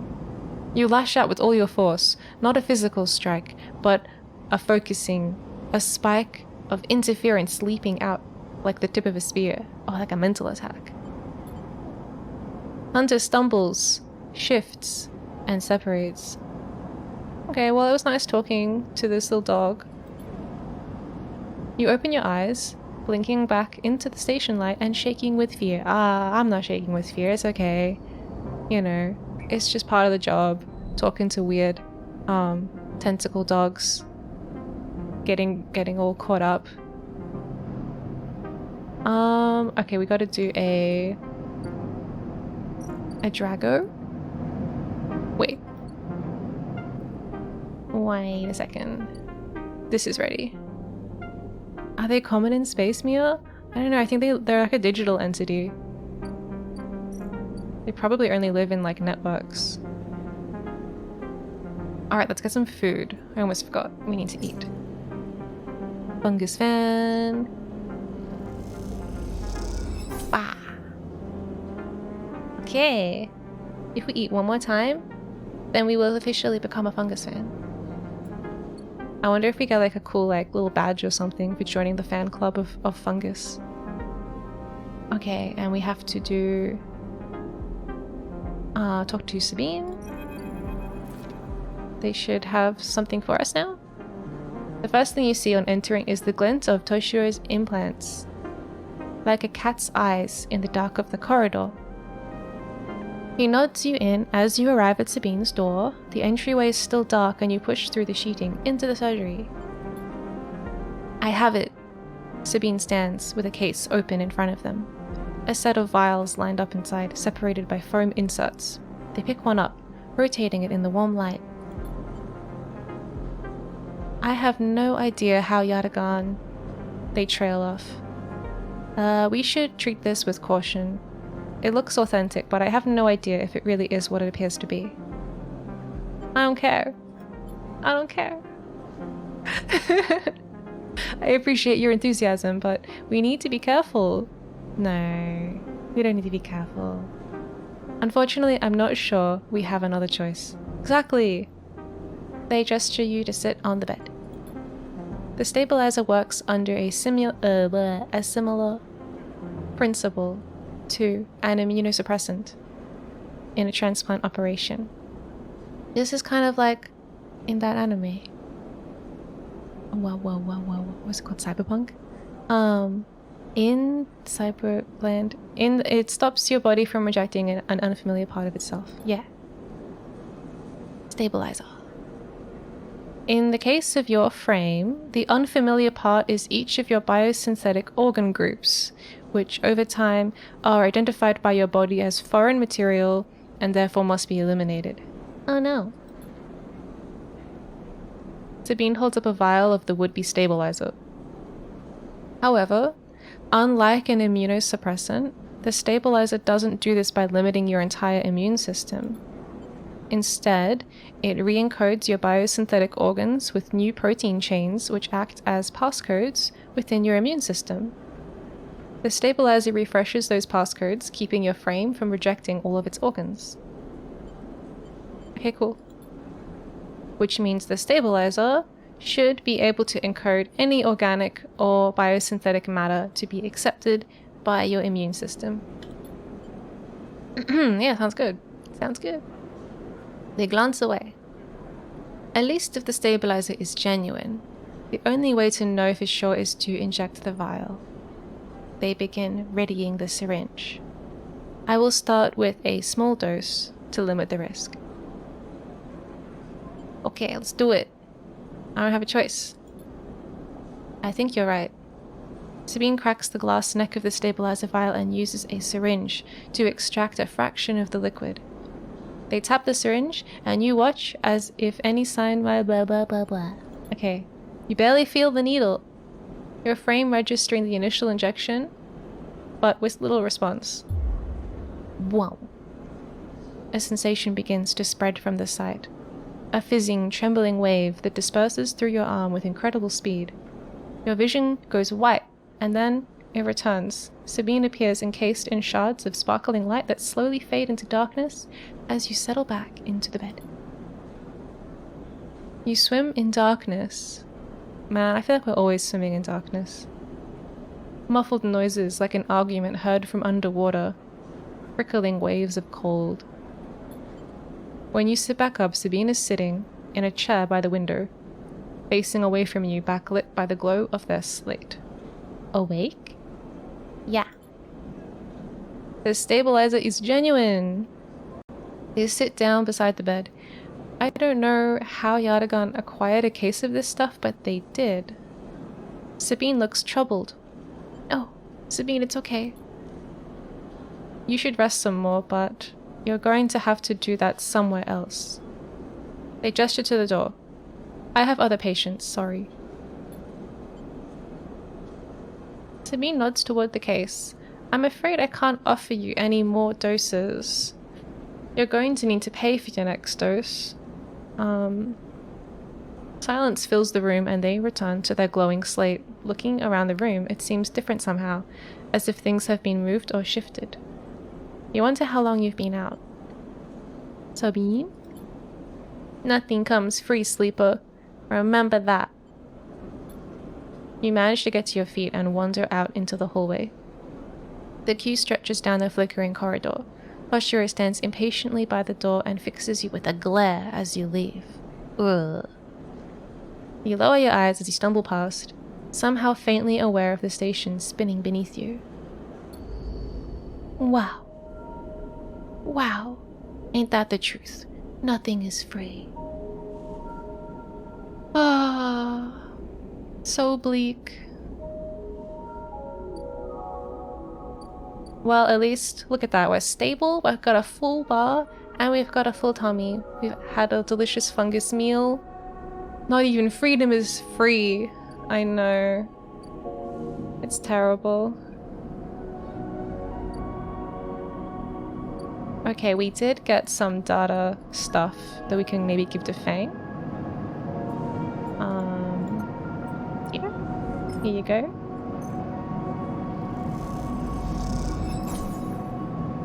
Nice. And we have a Havanage data. What is that for? I think I could do something with it at the marketplace. Maybe? No? No? Who wanted data? I feel like somebody wanted data.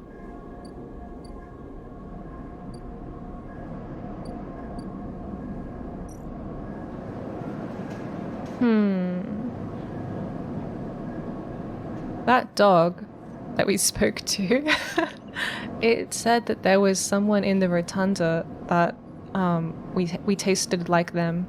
So maybe we should go here.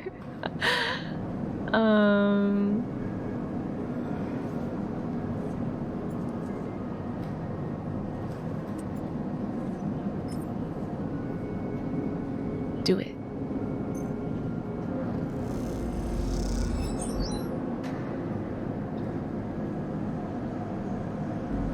Okay. Leave. Today is the port day, right? Oh look, there's some new things here. Although that might just be because I explored the rotunda. This one is still ticking up. This one? What's that? Ah.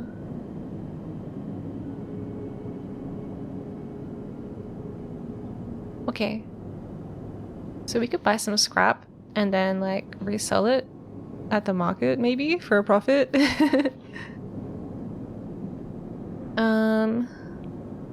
The freighter will stay docked for as many cycles as it takes to offload its haul of scrap into the Havanage yards.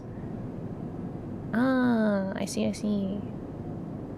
I don't think I can make 20 bucks. I think when I sold some junk, maybe... I don't remember how much I made from it, but I don't think it was 20. How are our quests going? Oh, we have so many. Disable my tracker? We're in the process of doing that. You'll disable your tracker if we can keep talking to the dog, I guess. Bang wants to dig into the old Solheim networks in search of secrets that could change the future of the station. We've been doing that. Get to know Emphis, we do that every day. Study the Winterlight. Investigate the wreckage.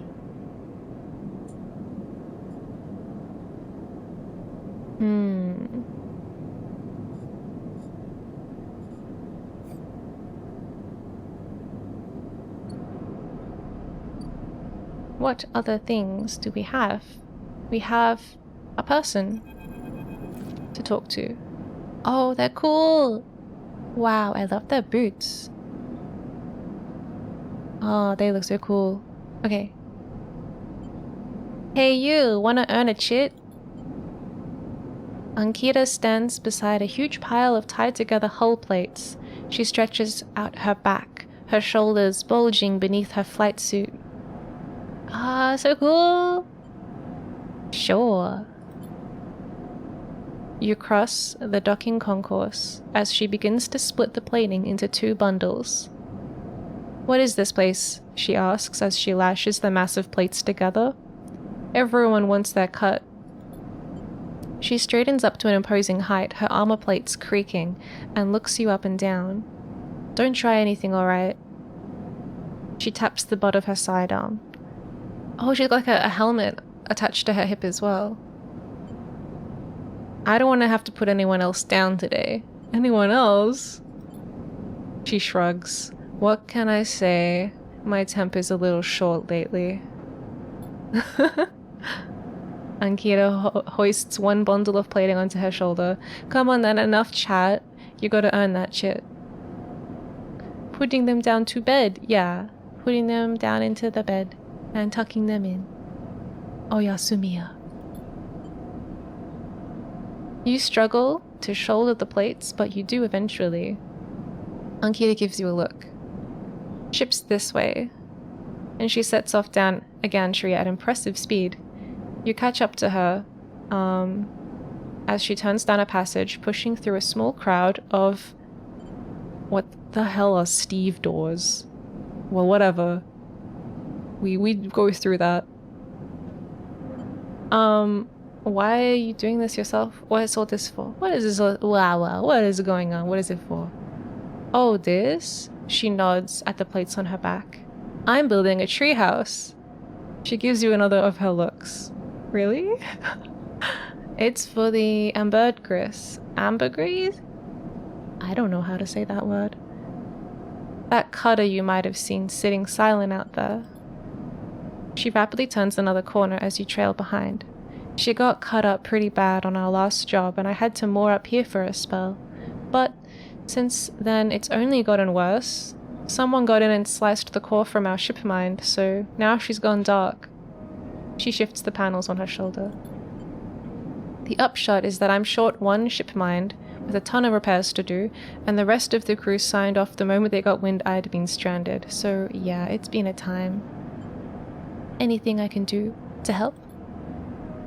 I don't know. Got a ship mine tucked away on that frame of yours? From a moment you aren't sure if she is serious. Ankita swings the... We have a quest about ship mines. She swings the plates from her back, almost knocking you over in the process. This is me. She holds the second bundle off your shoulder. You're the first person I've met here who might actually be considered helpful.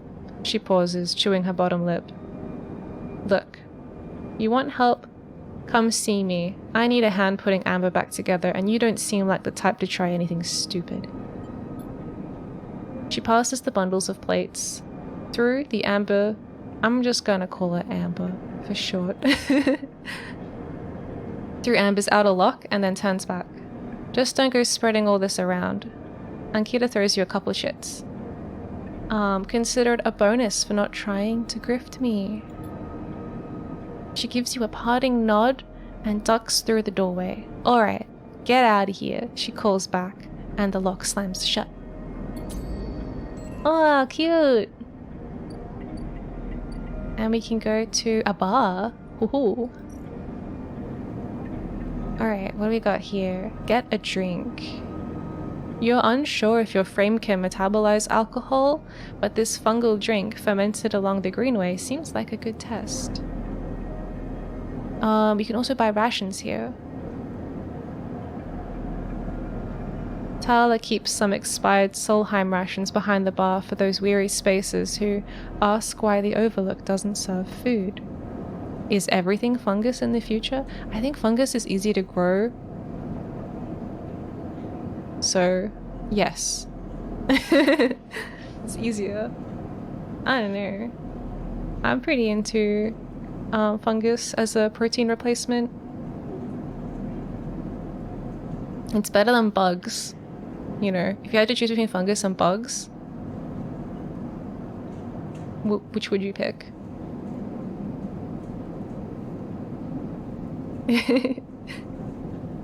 Is that bugs in a like, obviously bugs? Bugs, obviously bugs. We're not meant to eat chitin. Maybe not yet. Maybe we just need to evolve a better stomach.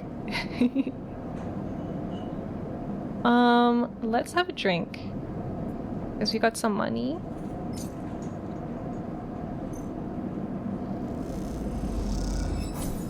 Okay, if we keep having drinks.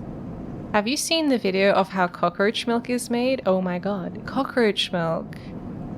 I can't say that I have.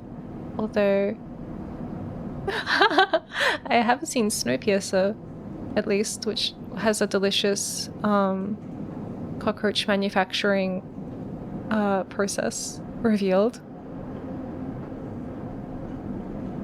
Did we just get drunk? It's not too expensive. It's only 6. Is that like the mealworm bugs? You know, I think if you like completely ground a bug up into powder, then I wouldn't really mind eating it.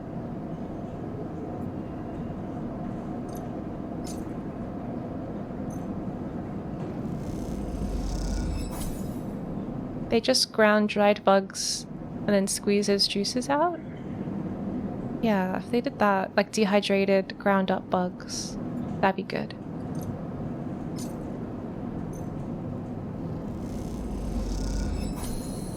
Alright, we're regular now.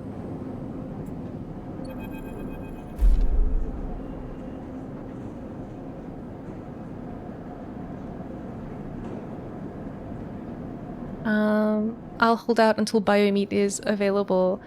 Yeah, I would try it. I would try bugs.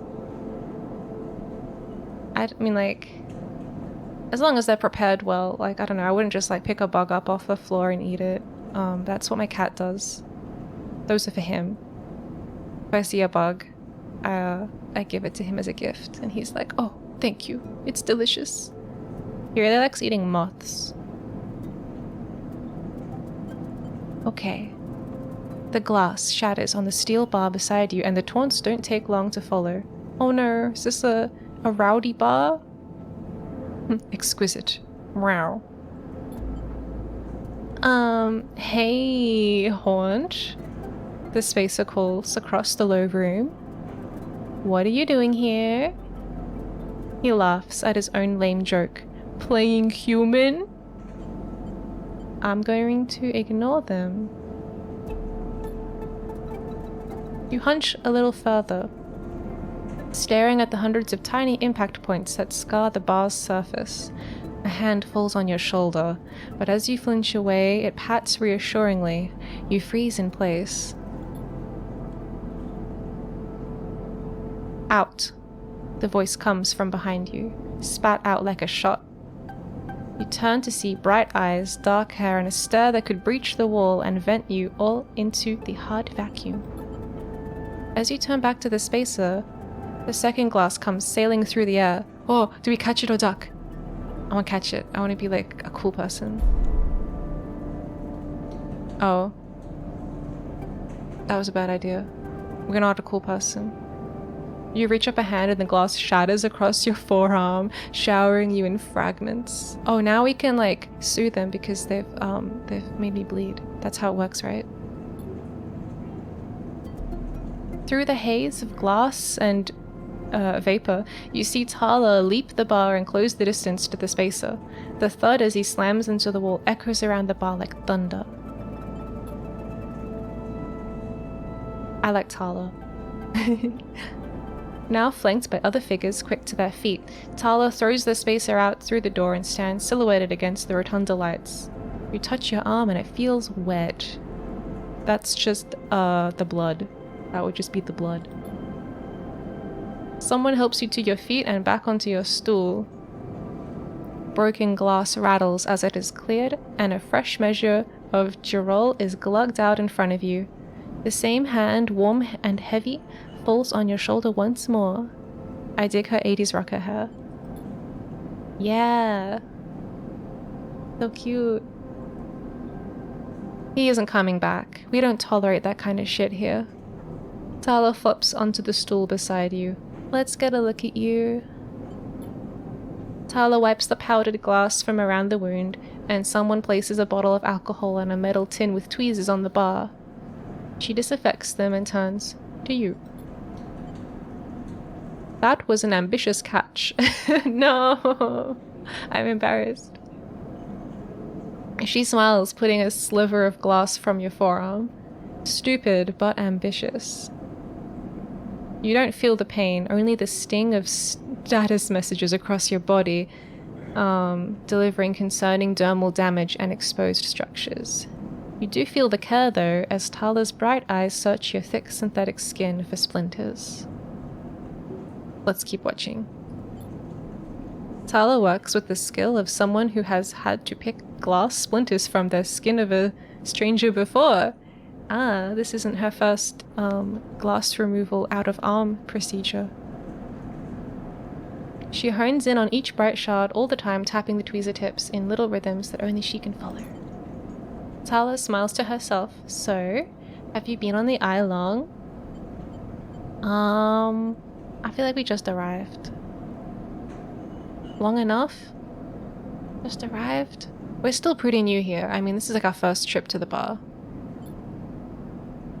I thought so. I've only seen you here a couple of times. A splinter clinks into the tin. Not everyone is like that idiot. We don't all hate you. She glances around. Some of the regulars, maybe they fear you. Maybe they're just curious, I don't know. But I do know that the Overlook is a safe place. I know what it's like to be new in this place, trust me. She meets your eye. I'm not trying to convince you of anything or separate you from your chits. I just want you to know that if you need somewhere, you can always come here. Aww. I know the rations we've got aren't much, and the company is limited, but if you need work, I'll happily put you behind the bar. And if you need shelter, well, we can discuss that. You'll be safe. I usually have Francis on the door, but he's up in the greenway this cycle haggling with our supplier.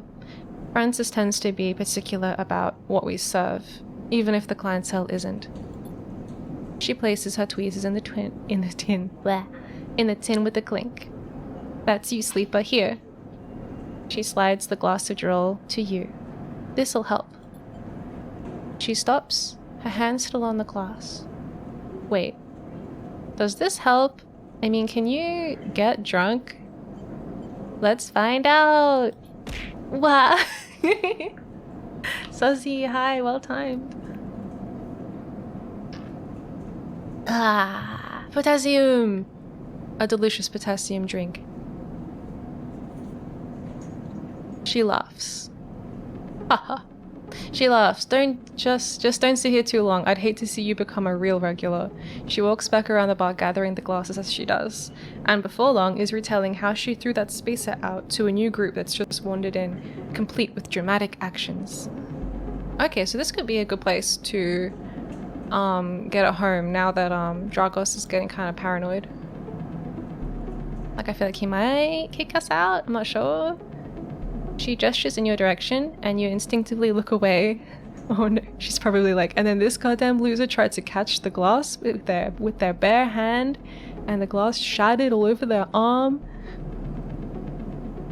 Any food with glucose can produce alcohol, so you could make a banana liquor. Blah blah blah blah. Or a banana liqueur. Wow. You take a sip of the Girol. The earthy fungal tones. Yeah, she made this alcohol with mushrooms. The earthy fungal tones fill your senses, almost blocking out sight and sound, like diving headfirst into a bog. Is that pleasant? Do we want to dive headfirst into a bog? You may not be able to get drunk, but this connection to something grown and something fermented, something old, feels good.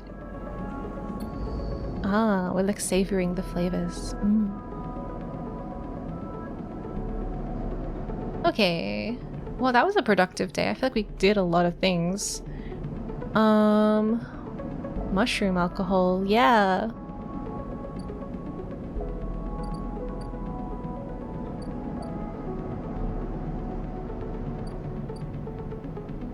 That would be an interesting beverage. Yeah, well, apparently it tastes like a bog, so I don't know. I don't know if it's something I would like, but I'd give it a go.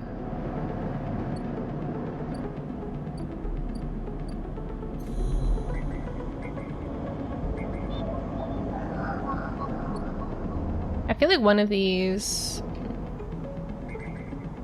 Ah, it's this one. So we don't have the cipher. We have data from Havanage, but we don't have the cipher for it, which is like... Wah. Wow, I can't move my head enough to be out of the way. Just trust me, we don't have the thing. Okay.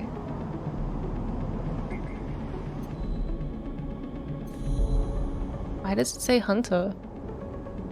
That makes me a little bit nervous.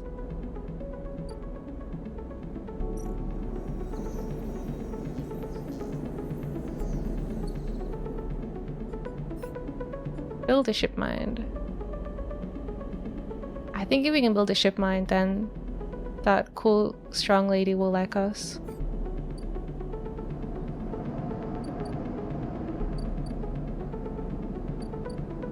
Okay, okay. I guess we should go to sleep. And maybe think about moving up off girlfriend. Yeah, maybe, I don't know, is there romance in this game? That'd be kind of cool. End cycle. So we should have more dice tomorrow, because we're all better now. Yeah, look at that, full dice. Oh my god. We can do so many things. Okay.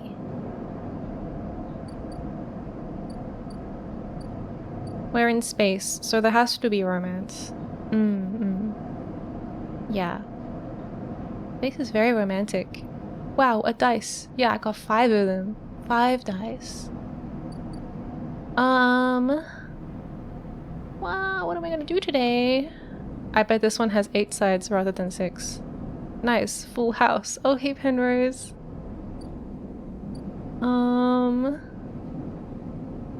It's weird because I feel like at the beginning of the day, they've already been rolled. Like, we don't get to throw them ourselves. Kind of like you wake up and it's like, these are the dice you have. You've already rolled them. We should finish our fungus quest. Even though we're not that hungry, I just want to finish the fungus quest. I want to befriend him. Alright, fungus fan. It's official.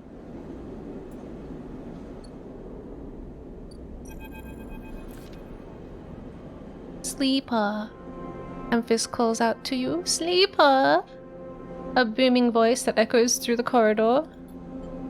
Tell me a story. He throws a handful of chopped mushrooms into his wok, the fire leaping up to meet the oil. I see you. Cycle in, cycle out, but we never speak. Tell me your story. What kind? Any kind. He pauses to drizzle something from a plastic bottle into the wok. But one of yours. He looks up at you. Nothing stolen. I could tell him about the tentacle dog. You pause. The spice is rich in your nostrils, and you think about the kind of story you'd like to tell Amphis. You look at Amphis, the listener, and imagine he has heard it all before. Perhaps he would enjoy a strange story, something with spice. Would he believe you? Yeah, he'd believe us. Tell a ghost story? Or tell him about your dreams? I'm gonna tell him about my dreams.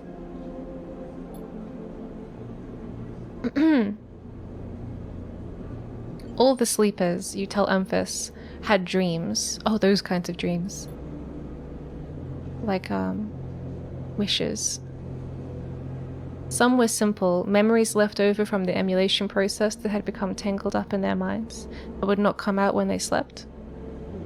Okay, no, this is actually dreams, not wishes. It wasn't rare to hear a sleeper in the dorms scream or cry out in the night. But your dreams, those grey skeletal after-images of systems and structures, of threads and patterns, weren't like the others. They weren't memories or nightmares. They were reflections of reality. Distorted, yes, but somehow true. You learned, back then, to keep quiet about them, to let them flow through your mind like water. That was until now, until you arrived in this place. Now your dreams colonize your waking life. They slip behind your eyelids with every blink, and now you understand they aren't dreams at all, but some process of interfacing, of speaking, of living in another world that flows through this one like smoke through air. You tell him that you do not know if there is a reason for your dreams. Perhaps you reason it's just some side effect or a particular quality of the frame you inhabit. But whatever it is a gift, and you hope to make use of it. Amphis finishes cooking and squints a little at you. Sleeper, he smiles. You are quite the storyteller. He eyes you and you realize that he's trying to gauge how honest you have been in your story. Oh no, he meant liar, not storyteller. Amphis passes you the meal he has cooked, and you take it gratefully. As you eat, he talks. A natural exchange. Oh damn, did I just waste a free meal? On a full stomach? Thank you, sleeper. He looks around at the emptying market, but my time is done for today and I do not want to keep you longer, so I will make a proposal. He gestures to the plastic boxes of ingredients stacked behind his stall. These are good enough for most, but someone told me a story that made me think a couple cycles ago. They said that across the gap in the greenway, fresh mushrooms grow. Have you heard this? No? Why would I have heard that? Neither had I, but I trust the one who told me. Emphas begins packing up his things. Can you bring me some? I cannot cross the gap and I worry about leaving my things behind. He smiles. I'm sure a storyteller like you could handle the trip. I will prepare them for you. And if you wish to tell it, be the audience of another story. Okay. Good. Breams Emphas. Then I will wait for you to bring them. Emphas slides his work away and straightens up. I will prepare a recipe then. Sleeper, good luck with your foraging. You turn away and walk back into the main market, the rich taste of Emphas's food still lingering in your mouth. Stories for food. You think, a trade that seems more than fair. Aww. So, I don't actually know where the mushrooms are, but I will get them for him. I have time in between trying not to be murdered.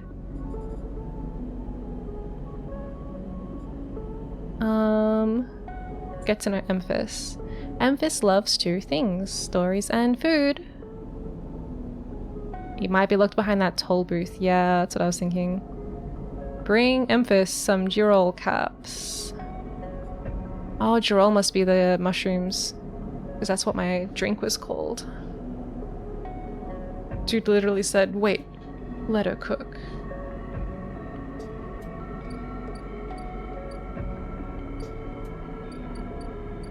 Okay.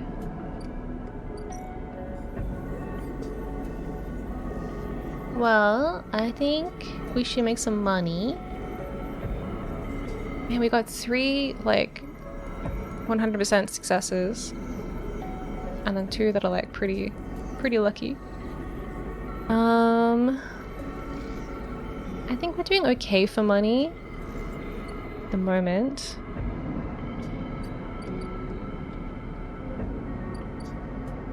We probably need to do some more, like, hacking stuff.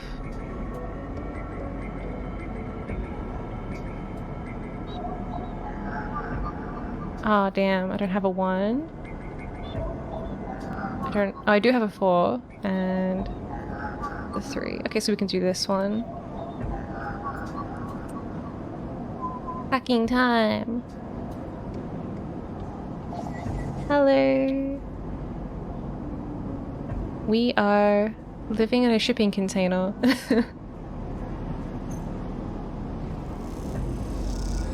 Although I might be able to get a new place at that bar.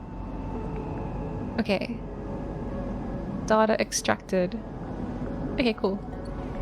No weird dogs talked to us this time. Let's go give it to our friend. Do you sleep with citizens on this? Oh, maybe. Maybe.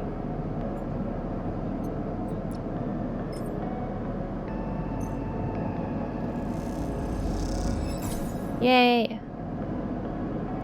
Alright, we need to do that like one more time, and then maybe our friend Feng can get rid of that tracker, and then we don't have to worry about being hunted by the weird people from the place we escaped.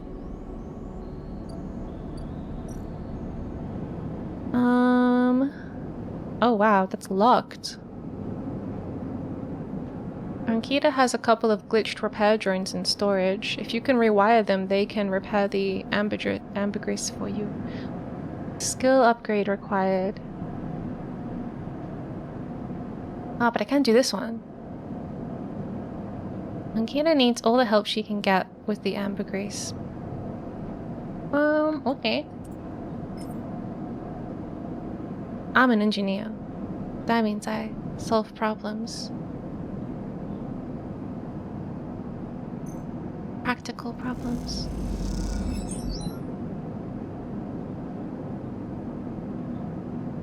Okay. That went well. And we made some money. I don't want to go to sleep. Dracos is making me nervous. Don't forget the limited time on the white hull. Okay, okay, I'll look at it. That's is that this one?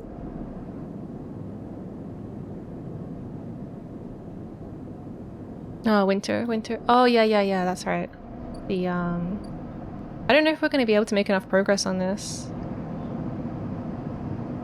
It's a forensic troll. I'd like to maybe, I think next upgrade I might get into it to +1.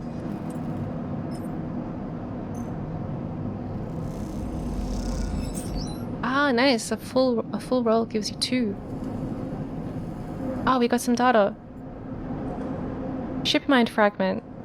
Ooh. Could be reassembled with the right tools and a few more fragments. Very nice. I guess I'll do it again.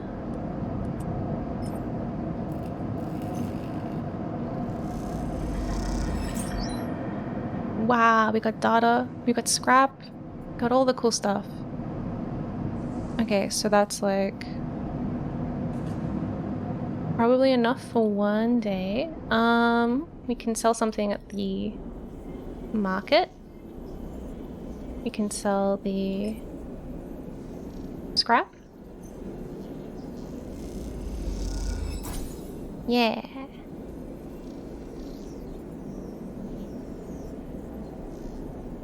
Do we want to do any gambling today? I don't know. I'll leave it as an option.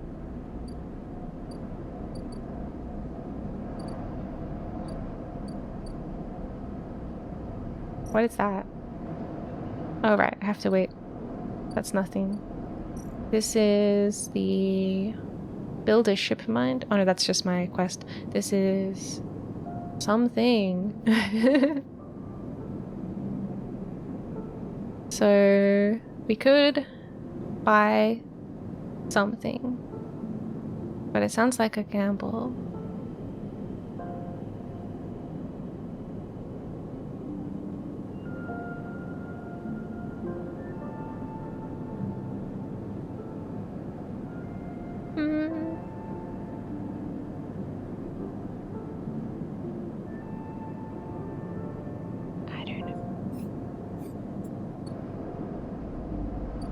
Let's go back to the bar.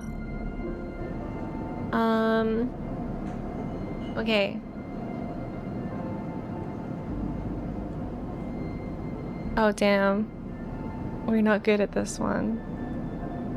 Sala is as good as her word and happy to throw a shift or two your way. The pay isn't great, but tips can make all the difference.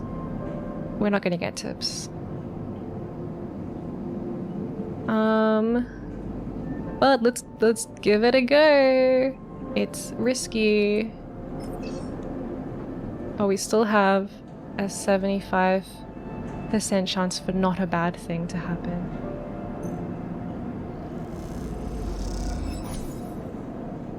Neutral. Yay. Alright.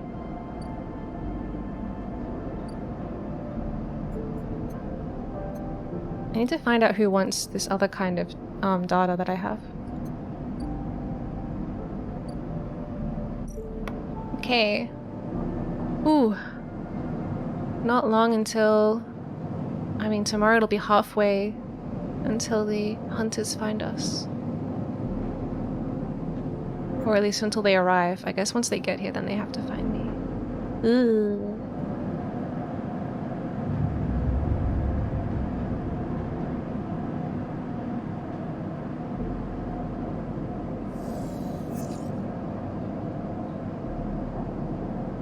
Cool, okay.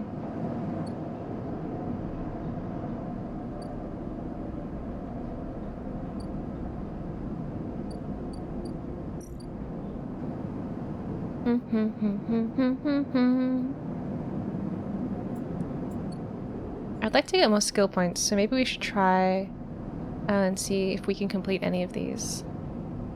So we've got study the winter light. That's also on a timer. That could give us a skill point. That one's difficult. I don't know what the mushrooms are yet. This one is fixing the ship for Ankita. That one's getting the data for Fang. That one's linked to Fang. And then this one is... I can't remember what we need to do that one.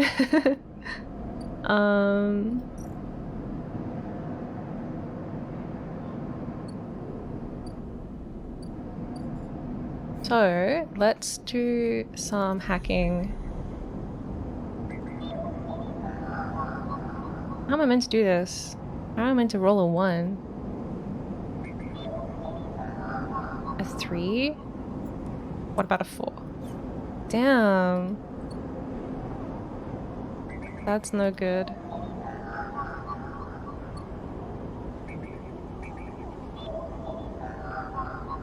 Can't hack them.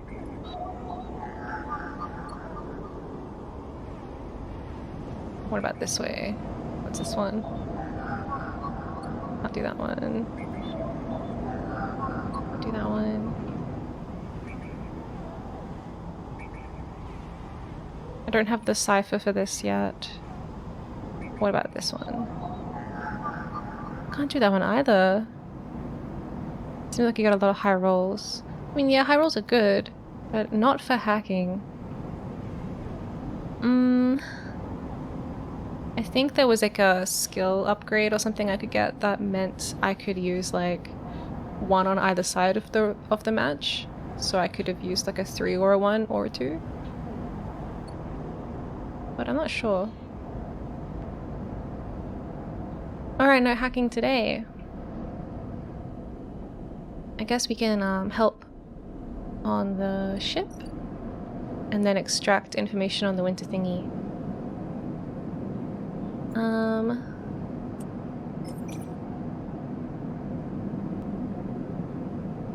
Do it.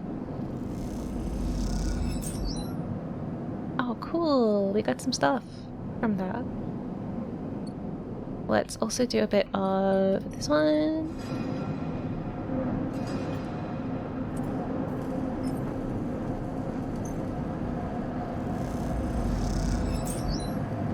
Oh, just need to do 1 more. That should work, right? Aha! We've done it! Okay. Now what? Continue. Okay. Squeezed into the office at the entrance to the yard, you lay out everything you have on the winterlight across the metal desk. Your makeshift forensic notes glow on Dragos' old writing slate, overlapping lines and scrolled annotations. A set of drone scans fill the small terminal with a spectrum of colors, a heat map of damage and decay. A crumpled printout from the office ship registry lies beside them, synthetic paper so thin it's almost transparent. I guess we're gonna look at all of them. Look at the monitor. Reactor failure. This is the verdict that anyone would have returned after a cursory glance at these stacked heat maps of the remains of the Winterlight. On the terminal screen, the ship is shown in section, blotches of color marking the approximate damage the ship sustained. Dominating the view is a single blood-red rose. Wow. Radiating from the ship's fraction drive. A simple story. A catastrophic failure of the drive core leading to a fatal hull breach. A well-documented failure likely brought on by wear or misuse. But you aren't looking at the rose of the reactor, you're looking at a smaller, paler mark. One that might be easy to miss at first glance. It is thumbprint-sized and delicately placed over the control servos for the ship's main external airlock. Well, it suggests a controlled, shaped explosion one designed to punch through the hull and allow access to the airlock from the outside. You were looking at it because it is troubling you. Okay. Sabotage. Your attempts at reconstruction of the Winterlight before its fatal accident consists of a series of overlapping sketches and diagrams showing you possible layouts and configurations of the gutted cutter. This was no off-the-shelf model.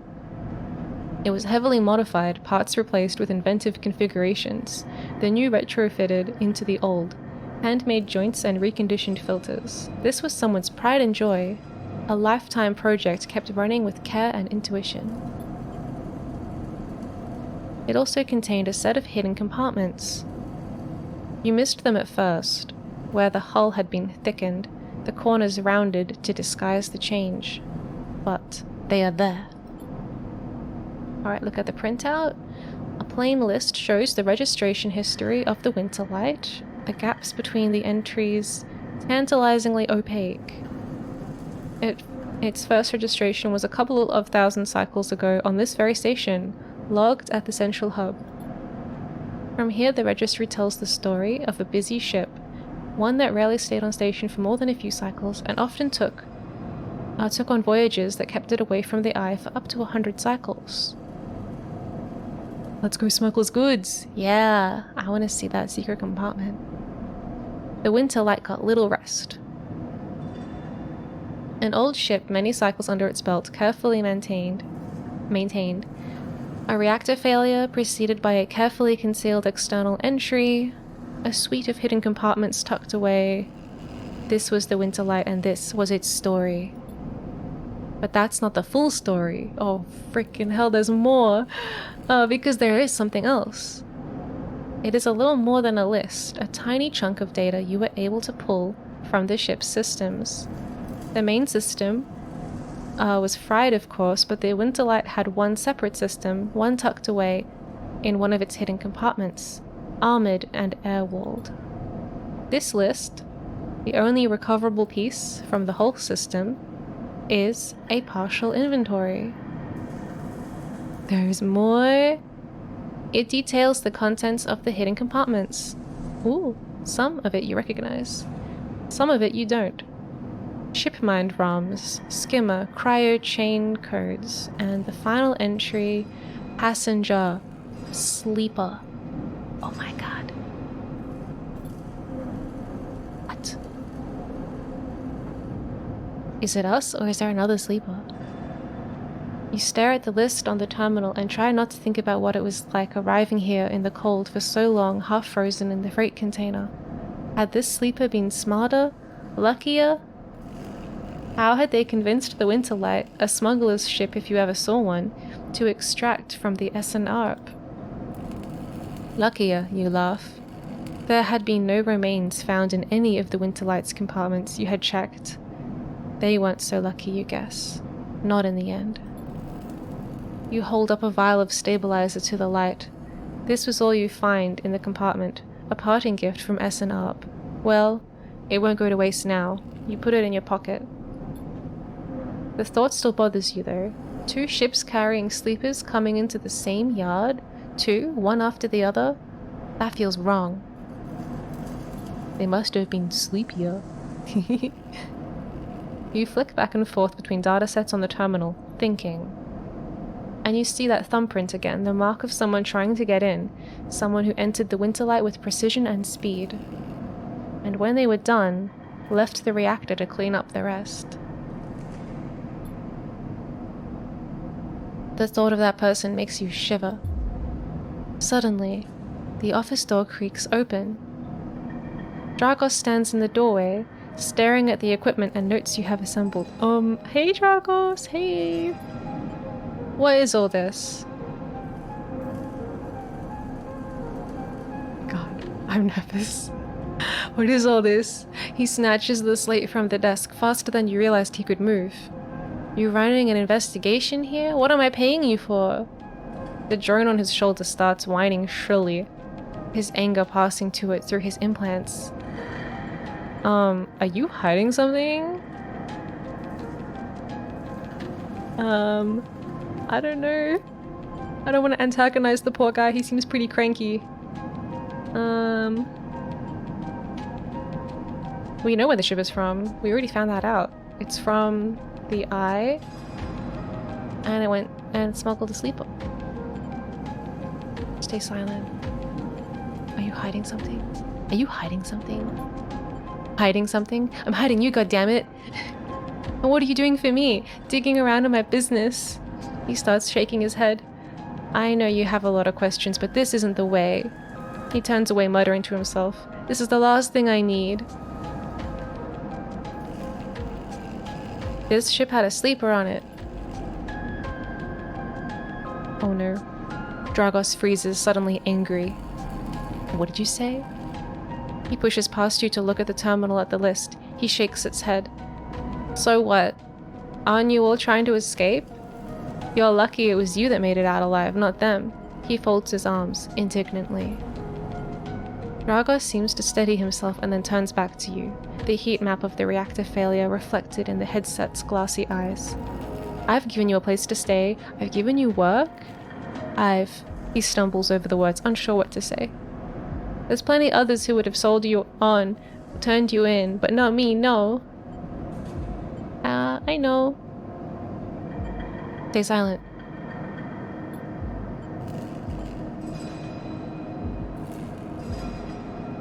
Okay. He quiets the drone. I've done well by you, and you've returned the favor. He straightens up and clears his throat. But this obsession you have with this ship isn't gonna work for me. I can't have you making my clients nervous. I can't have you digging up whatever it is you're after. You can't work here anymore. I need to work. What about the winter light? What about the winter light? I need to work. What about the winter light? I don't know which one.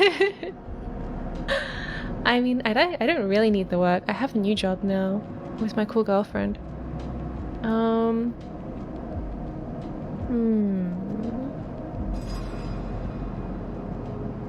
Maybe just fine. Fine then. Dragos reaches across you and flicks off the terminal. As the light of the monitor dies, a kind of eerie calm falls on both of you. Whatever this was, it's done. You made it out, Sleeper. That means you have to move on. Someone killed that ship and its crew. And you want to meet them? He shakes his head. We are done here. In the dark, Dragos' headset glints, and you wish for a moment you could see his eyes and meet them. Maybe then he would understand. You get up from the desk and Dragos gathers the notes, stuffing them into a pocket of his overalls. He holds the door for you, his headset as expressionless as always. You can stay in the container. I won't take that from you. Don't come back. His tone is final, definite, with an edge of disappointment. Oh. You walk out of the office and then out of the yard, not stopping to look back. You leave the yard, thumbing the vial in your pocket, knowing that this, at least, guarantees you a little more time. And as you walk, your mind once again drifts to that person who killed the Winterlight, and whether or not that person will come for you. Scary. Kinda scary, kinda tense. I don't know. So, we can't do any hacking. We could work at the shipyard. We haven't had a very good time of it yet. Maybe this one.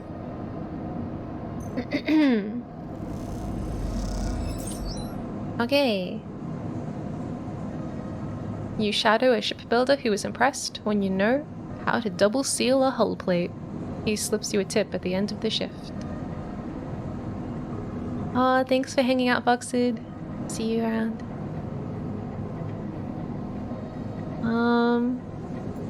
Cool. I think that's enough. Oh, hey, Nan. How's it going?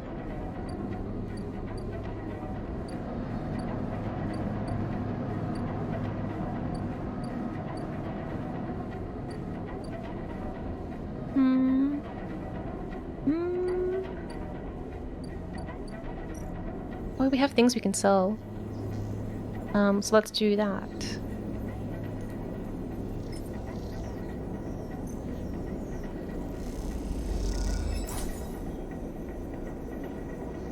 I think if we do it one more time, then we can fill this.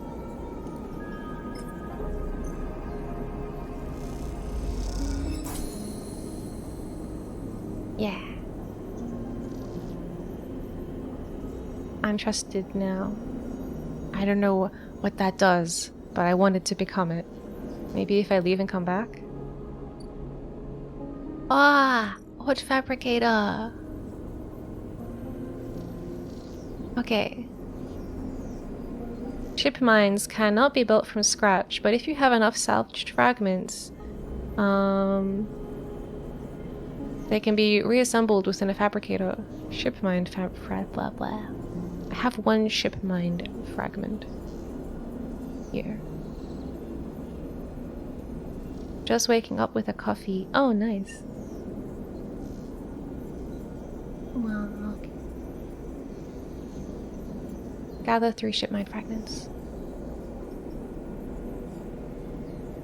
Ah, we must have another skill point now.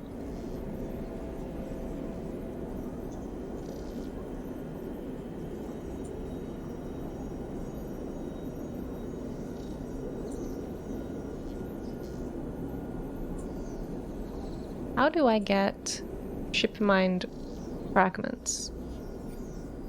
I need 2 more.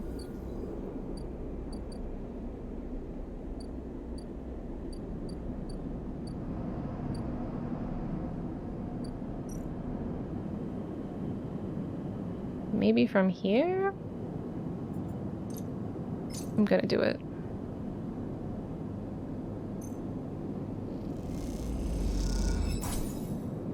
What'd I get? Random scrap item. Okay.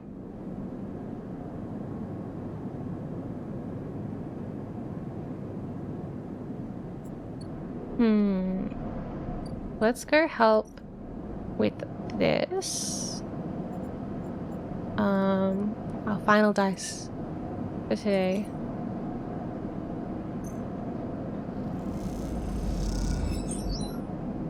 Yay.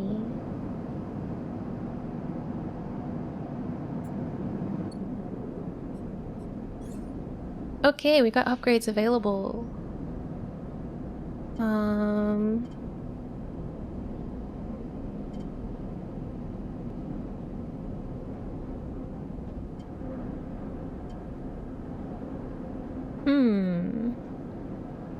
I think I wanted to get into it next. I don't know when we can do this. Maybe you have to like save up 2 points and spend them on these. Not sure.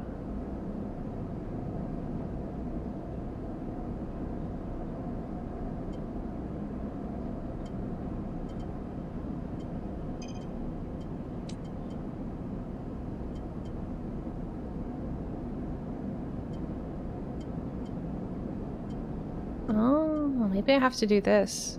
Maybe you have to like buy an ability and then... Hi.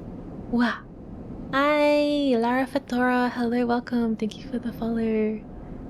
Just deciding what to upgrade. I'm still not entirely sure how the upgrade system works. Because for our engineer, we have +1. But for endure, we only got this ability. We didn't actually get a +1, so maybe you have to buy an ability. Then you can get access to the +1. And then that unlocks the ability to get into this side. Maybe. Hello, I can't help. Thank you.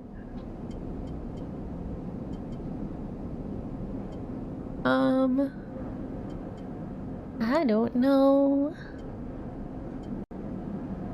I click that. I don't know.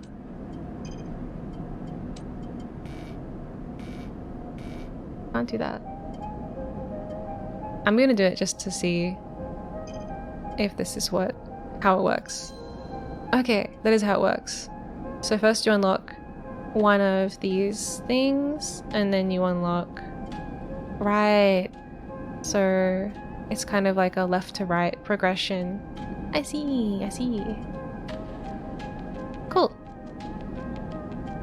Knowledge obtained. I understand now.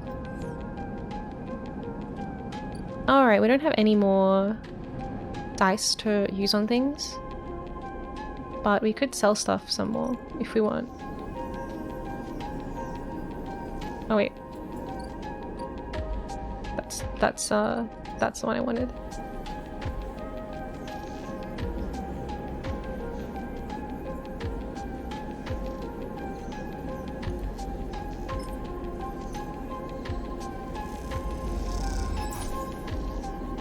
Cool. I guess I'll just should I hold on to one just in case I need it for something? I'm not sure. I think I'll just sell it. Money is more useful to me at this point.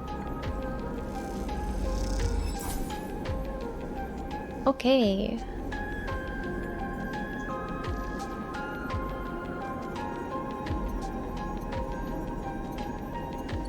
Cool.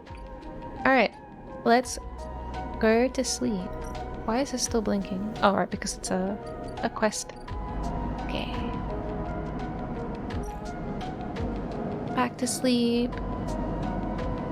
Money's more useful to me at this point. Big same. Yeah. Okay. Ending the cycle.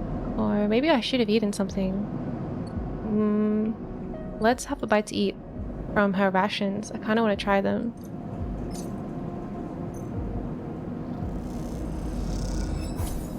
There we go. Don't want to go to sleep and then wake up with less dice. Okay. Now we'll go to sleep.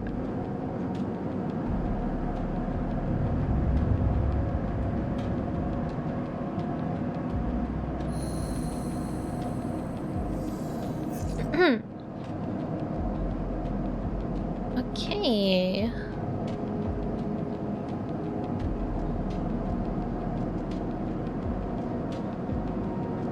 What does this do again? Energy. That's like a food replacement. Okay.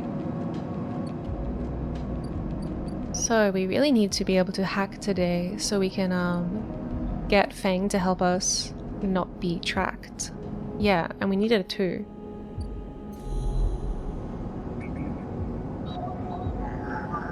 Not for that one. For this one. Oh no, it's different each day? Wait. What was it? 1, 3. How about a 4? Or maybe a 2. Damn.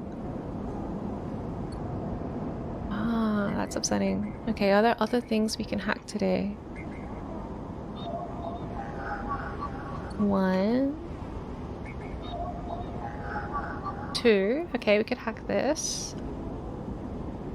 Oh, that was that silly dog. And what is these? What is this one? Oh, okay, that's just a kind of thing. It's the same.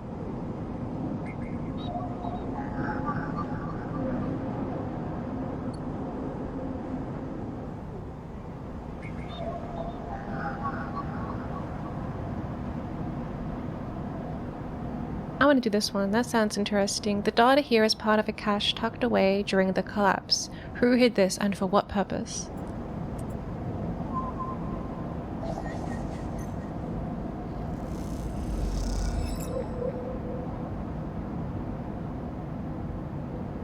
Okay, we got an encrypted key.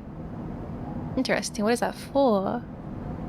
A stream of passcodes able to unlock the station's aging maglocks. But where can I use that? That sounds useful for our quest with Fang. Can I use it on this? No. Okay.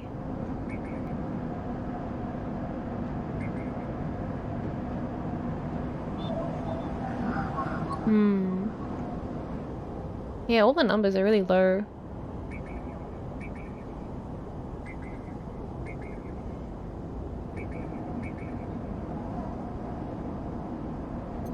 Okay. Our eyes are open.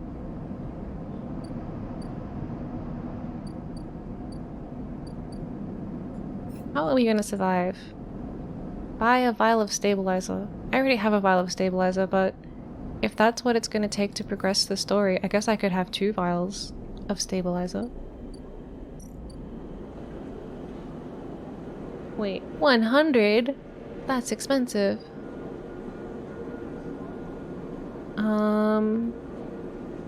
Well, if that's what's needed for the quest, I can have 2.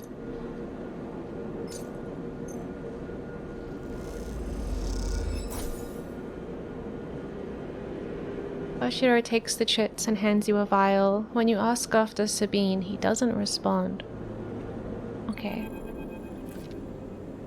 As you quickly leave the surgery, eager to be away from Toshiro's glare, you notice something wrapped around the stabilizer vial clutched tightly in your hand. You open your hand and a thin film marked with holes and sigils unrolls around the vial. At one end it has a hard metal strip, a handle. Inspect the film. You hold the cloudy film up to the light. Dude, it's a secret, don't hold it up to the light. It is perforated with an ornate pattern of holes. You can make out the word among the markings. Pass key. Is this an entry key for somewhere? The metal handle is worn and pitted, but you can see a set of numbers imprinted into it, 207F, and then crudely scratched into the handle at some later date, low end. Ooh, maybe we can use this to go to the toll? For a moment, you consider going back to the surgery to return the key, and then quickly think better of it. Did Sabine want you to have this? Or is it Toshiro passing on a message? It's time to head to Low End and find out. Oh my god. I have to move something on my desk. Ugh. Okay. Interesting.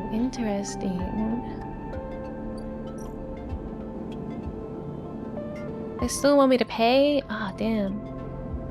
I don't even have enough money for that right now.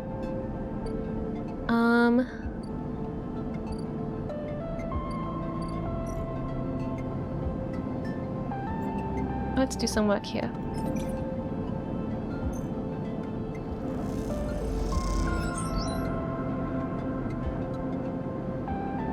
Okay.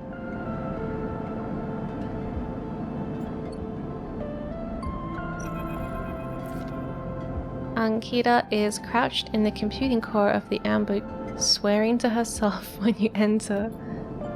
She doesn't look up. These shits completely ruined the core connectors when they cut it. She holds up a thick fistful of ragged wires. The ship mine they ripped won't even be usable without replacing these. She throws a bundle of wires across the room. Amateurs. Can we repair it? There's nothing to repair. We need an entire ship mine, not exactly the first thing you expect to dredge up from a scrap freighter. She sighs. Fragments maybe. Sections of a mine, but a complete ship mine? No way. Ankita climbs out of the cooling well where the ship mine should be. The space suddenly crowded with her on the same level as you, towering over you as she stoops beneath the curved ceiling. The low curved ceiling. Come on. Nothing to be done here now. She leads you back through the guts of the amber.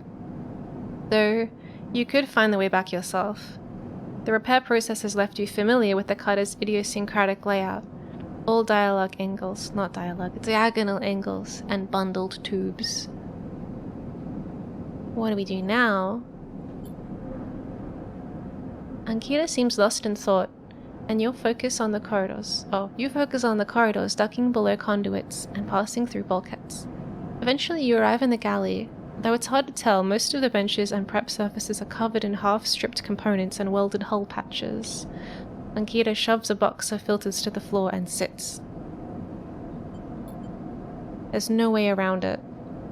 She starts out of nowhere. We need a new ship mine. I can make one. I like your confidence, Sleeper. Maybe if we check out the Ord Exchange or speak to some scrap dealers. She rubs her forehead.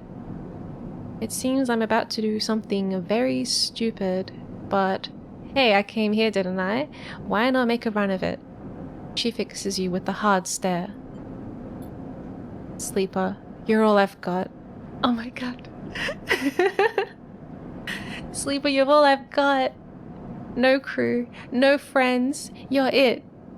She looks uncomfortable. I appreciate the time you've put in on the Amber, and I'm sure she would too if she could. What I'm saying is, if you screw me on this, I will kill you. She leans over and hands you a stack of chits. A big stack of chits. You don't dare to count them. Get me that ship mind, Sleeper. Don't make me regret this. You won't. She sighs. Look, just get out of here before I change my mind. She's my favorite. You slip out of the galley and head back towards the main lock. As you do, Amber growls and creaks like a caged animal. That's the ship. You reach out a hand to calm her. Time to find Ankita a ship mind. Somehow. We're 1/3 of the way there. We have the fabricator, and we have 1 ship mind fragment, and we need 3. So I don't think it's too impossible.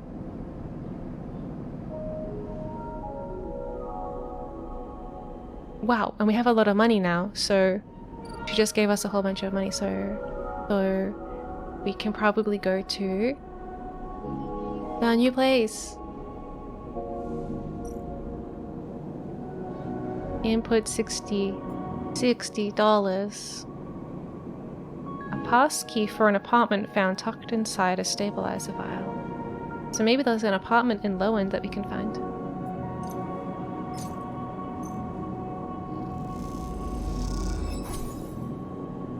Low End unlocked.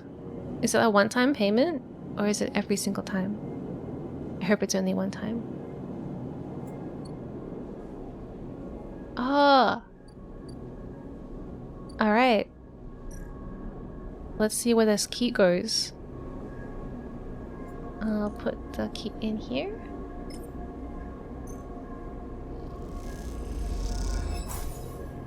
The lock clunks open, the metal door swinging inward into the dark. Continue. As you push the door open, the automatic lights flicker on inside the apartment. They reveal yellowing plastic panels, the curved shape of wall-mounted utility units, the detritus of a routine life arranged on every surface. So it's a bit messy? Is that what we're taking away from this? You step inside, clicking the door shut behind.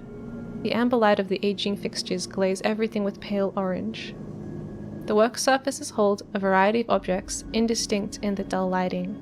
Pale blue light drifts from a doorway at the end of the room. Ooh. Oh. Okay, wait, we'll look at the surfaces first. Smudges through the thin layer of dust suggest a recent, rare, and hurried visit. They trace a path to the water dispenser, the auto wash, then to a cabinet, still half open. On the shelf sits an empty pill case. Okay, go to the doorway. You cross the cramped utility room with its auto wash dispenser's water closet towards the doorway. Through the doorway is a dark, warm room, lit only by the faint glow of a terminal screen. Inspect the room. A bunk is tucked into the wall, the blankets ruffled.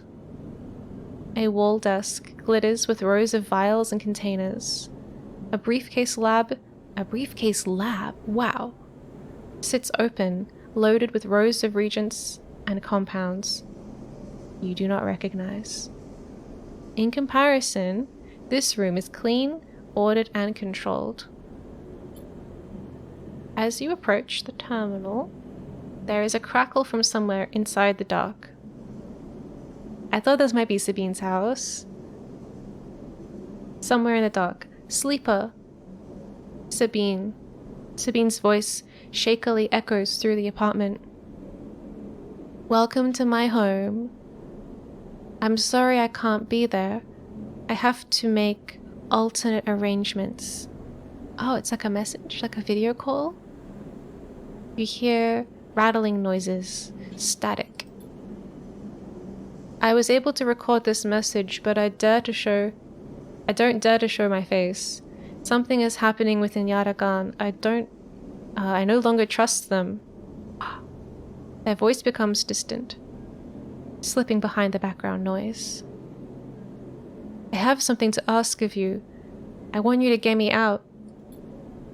Yaragan was supposed to hide me, to protect me. After everything happened, I was desperate. And then after that, I was too tired to care. A noise like waves passes over the recording. But I'm done with them now. I want out. Screw the debt. But I need insurance. Something I can hold against them. I have my suspicions, but I can't be sure. I need information. And as you know, you need me. A pause. Something clinking in the dark. This isn't a threat. You have to understand my position here. I know sleepers. I have been here before. I can help you, but not with Yaragan's noose around my neck. Get me data, get me information, get me something I can use against Yaragan, then I can get out and you can get what you need, please. Waves of static cut into Sabine's voice. Bring it here to my terminal. I'll get to it when I can. You look around the tiny room and try to imagine Sabine living here, working at the desk and sleeping in the bunk. Blinking into the terminal in the dark. Blah. The recording cuts to static, filling the room with a white hiss. Then silence. So I guess we'll need to hack some Yaragan stuff. I should probably upgrade my hacking abilities. Seems pretty important. You sit in front of the humming terminal and hit a few keys. Sabine has left an access port open. Oh, I'm fading out. Good night, Miya. It's been a fun stream. Thanks for hanging out, Valerian. I've enjoyed your company. Have a good sleep. Oyasumiya.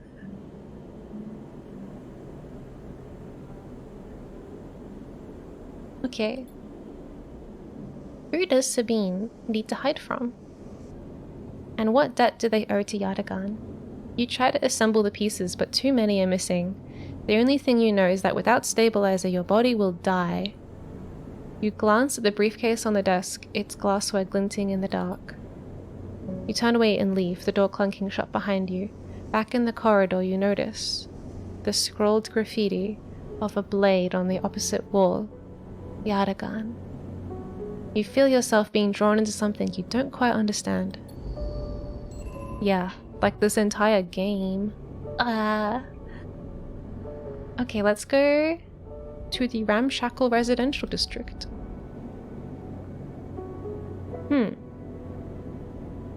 What have we got here? Block maintenance. Maintained by the residents, the ramshackle blocks are always in need of repairs. Helping out is a good way to make friends. Or we can play a game. But I'm not good at that because my intuition skills are 0. But not negative, at least.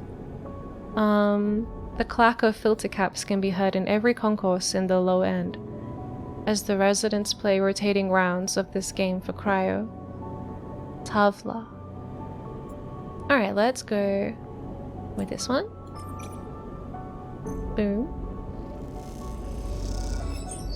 No one knows you here. You'll need to change that if you want to access the low end's residents and facilities.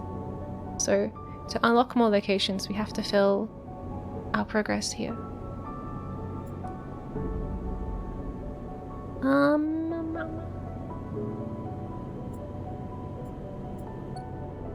Is there anything to hack in here? Oh yeah, we've got some more hacking places. That's a 1. That's a 1. Ooh, also a 1, but this is probably where we're gonna get some Yardagon information. Interesting. Okay. Wow. Thank you, Yeti.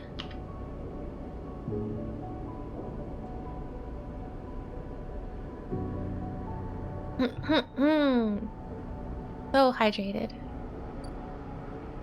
Wait, what is that?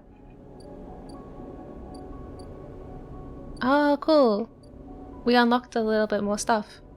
So there's like another place. What is this? A noodle place. Mingy? Mingy has a kelp stack in the basement. And he makes noodles from the seaweed. He doesn't pay much, but he'll field anyone who does a shift. I thought it said anyone who does a shit. Oh my god. He'll field anyone who does a shit. That would be awkward. I guess maybe if he was trying to like, get fertilizer or growing seaweed? Although I don't think you need fertilizer to grow seaweed. I don't think like, shit would be completely devoid of value in a sci-fi setting like this. Okay.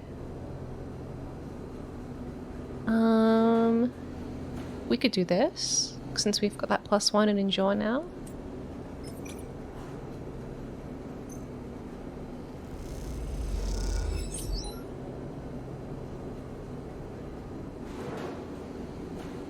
Cool.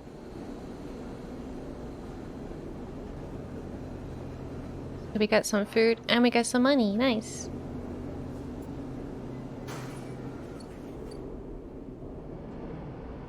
And what is this? The free spoke.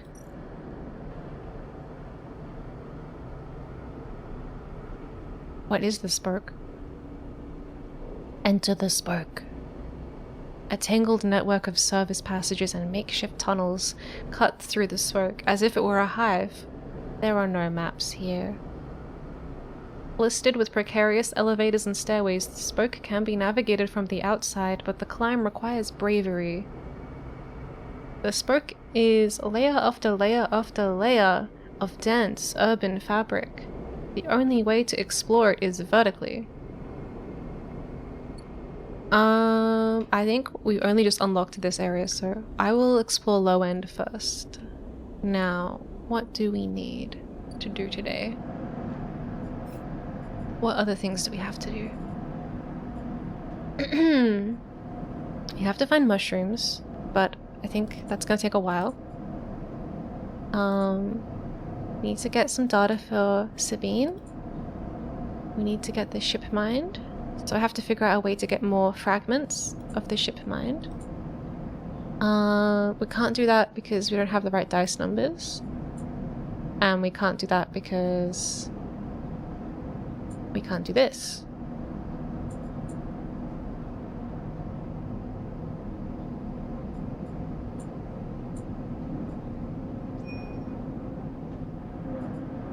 What does that highlight?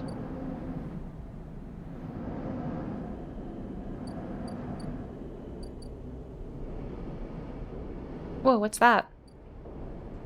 Oh, is this that gap he was talking about not being able to cross? Pay for passage. 150 cryo. To reach the Greenway, you need to pay for a pass.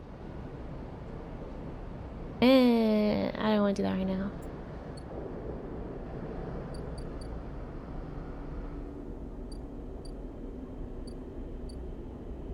Okay. Wow. Alright, alright. What am I gonna do? We've got one more, like, 5 roll. Is there anything else this way? No, just another spoke. So if I track, build a ship mind, will it, like, show me where I can get it? Okay. Not there. Here? Not here either.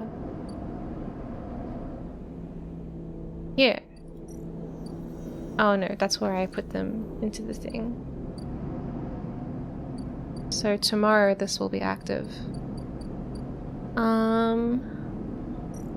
Then deliver the shipmind. Okay, we can't do anything here anymore. So let's go to the shipyard.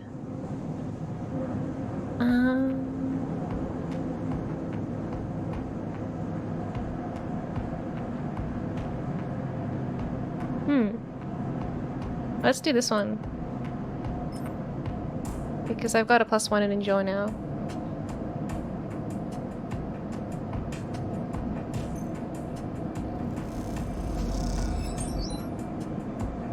Yeah.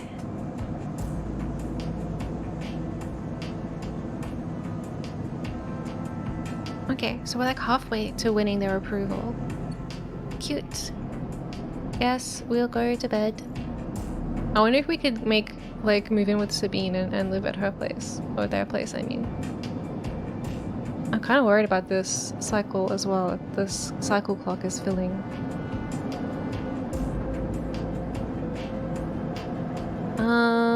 I guess there's nothing else to do but go to sleep.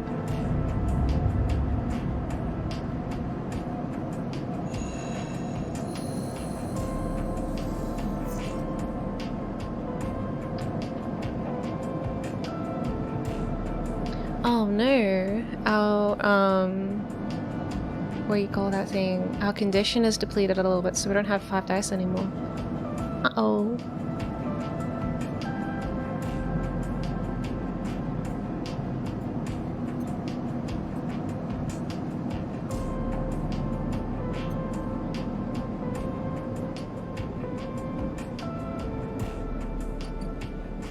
Ah.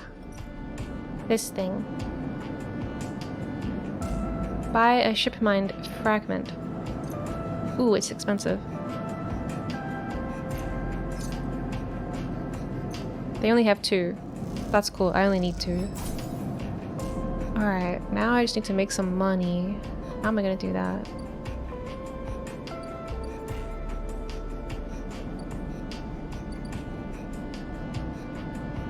I guess we could do another shift at the shipyard.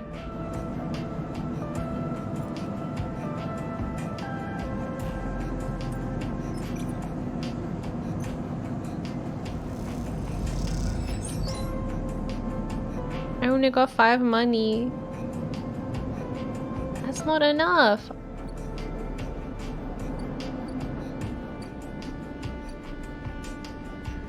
Be good if I could find someone to sell this data to.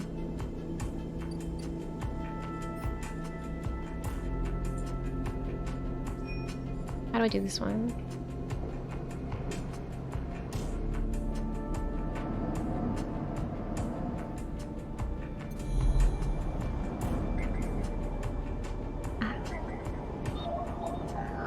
One. Why? Why is it always 1? What about these guys? What about Solheim? 3. God damn. And 1.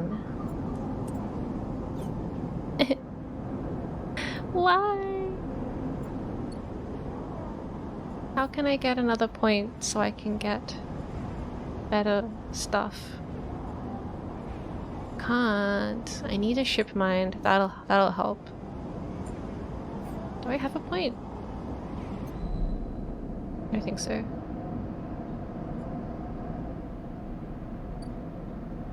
I guess I can just do some more work at the shipyard. Does this pay more? This one paid $5. Let's see what this one pays.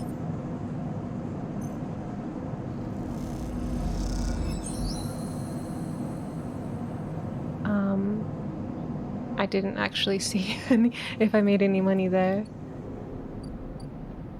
Ah! Some people. Okay, we've unlocked some progress. From the walkway. Sorry. From the walkway, the side rail horizon looks impossibly vast. A landscape of plating and frames all along her flanks, torches flicker, drones maneuver, arc lights glint. The sense of scale of industry is both stunning and strangely unsettling. Oh, it's a family. She is quite beautiful, I think. You turn to see a figure a little way down the walkway, leaning at the railing. He is thin, ragged, his work gear poorly fitting and loose. The torches of the side real horizon flicker in his eyes as he turns to you. Lem. He leans back from the rail, revealing a child standing beside him, staring out at the ship. And this is Mina. He adds with a smile. Hi, Lem. Hi. He replies plainly, then shifts a little closer down the rail.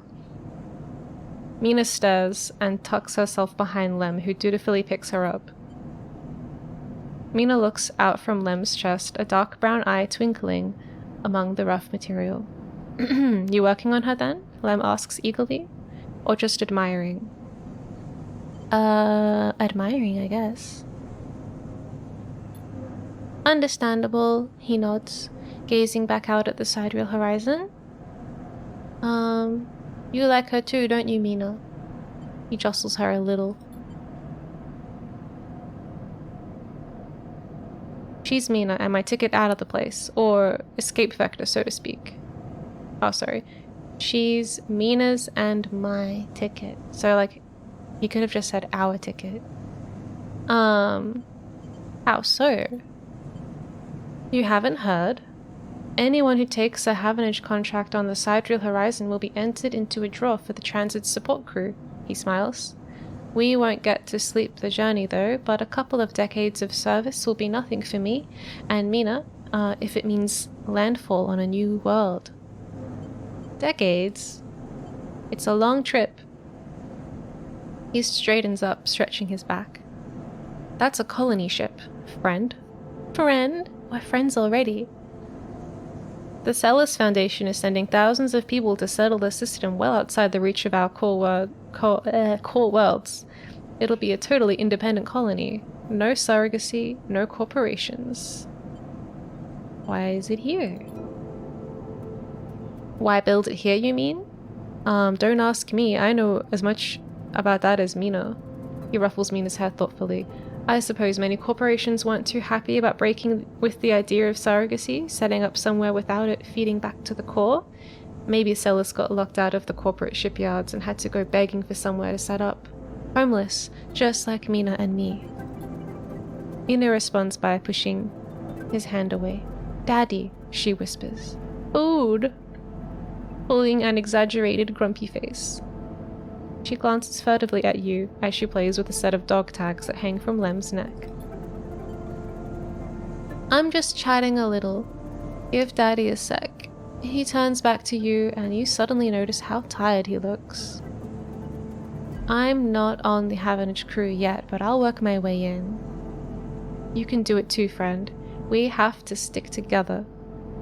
He smiles a little shakily, and you wonder how long he's been working to break into that official shipyard crew.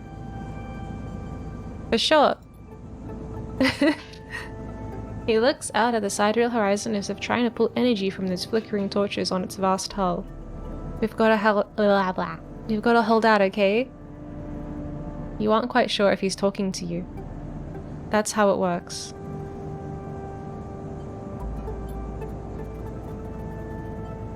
Okay. Lem smiles and lifts Mina. That's it. We hold out. We're just a couple of softies. Isn't that right, Mina? He sets her down. I'm getting bad at speaking. Standing by his side and she clings to his leg. Gotta go feed this one. Maybe I'll see you on shift, huh? He turns and they walk down the walkway away from the shipyard. You see them talking and then a moment later, Mina turns around and stops. See you, robot! Her shout echoes down the walkway and she flashes you a parting smile before running to catch up with Lem. You watch them a little before you turn back to the impossible scale of the sidereal horizon. A ticket out. How cute! What's this? Oh, okay, so we could work on that ship now. we wanted to. Wow. Let's just check Hacker Vision.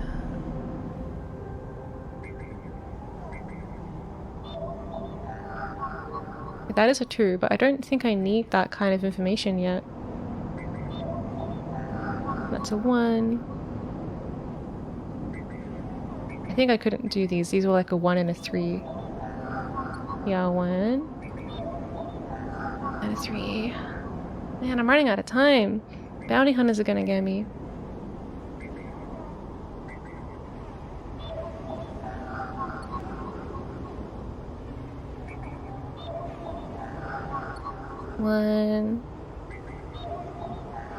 One. Damn. What is this key for, though? What's a maglock? Can I use it on this guy? No, they're not a maglock. They're just a person. I don't know.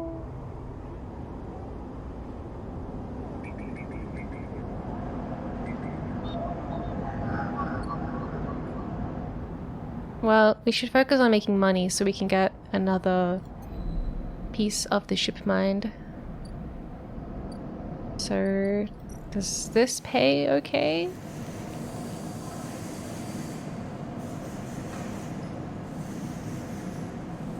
Okay, we can do some welding work.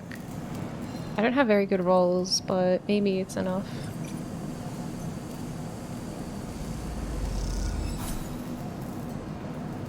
Cool. We got some money.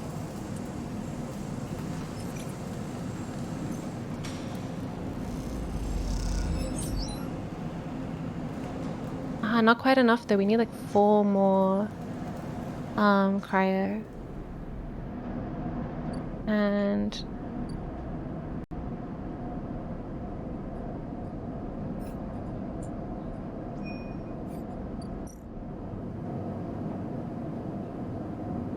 I think okay, they'll be here for 3 cycles. All right.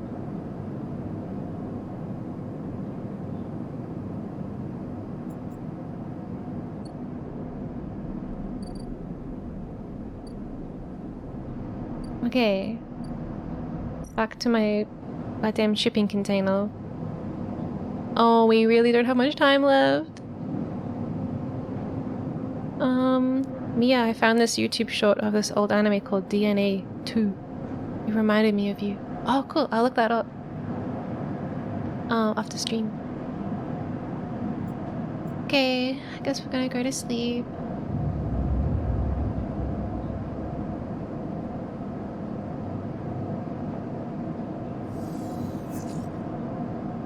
Okay. Okay.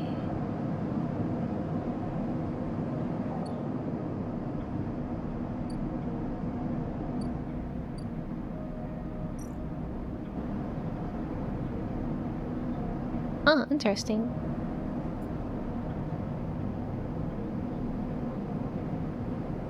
You could sell the fragments here, but I need them. I don't want to sell them.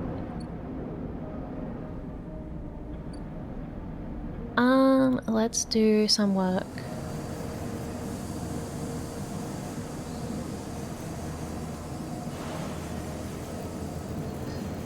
Wait, we should check the hacking thingy. 3. Why do I never have the right one? 1. God damn it.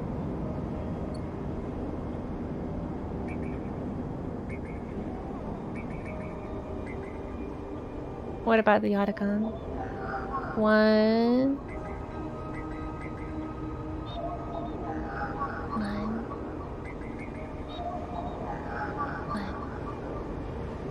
Why? Why am I so bad at hacking? Okay, let's get that. We'll do a job to get some money. I can use a 4, and then my +1 will make it a 5. Or maybe I should just go with the like full crazy roll. Okay, start. Okay. Now we have enough money to get the ship thingy.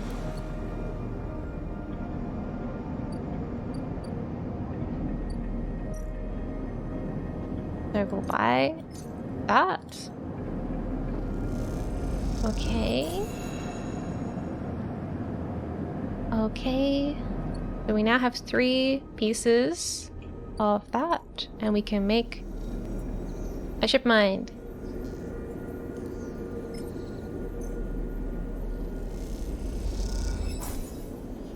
Okay. And now we can give it to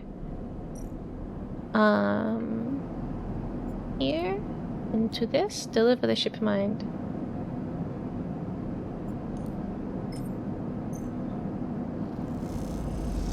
Your physics S tier. Wow, thank you. Fishy juice justice. I almost said fishy justice, like a juice. Fish juice.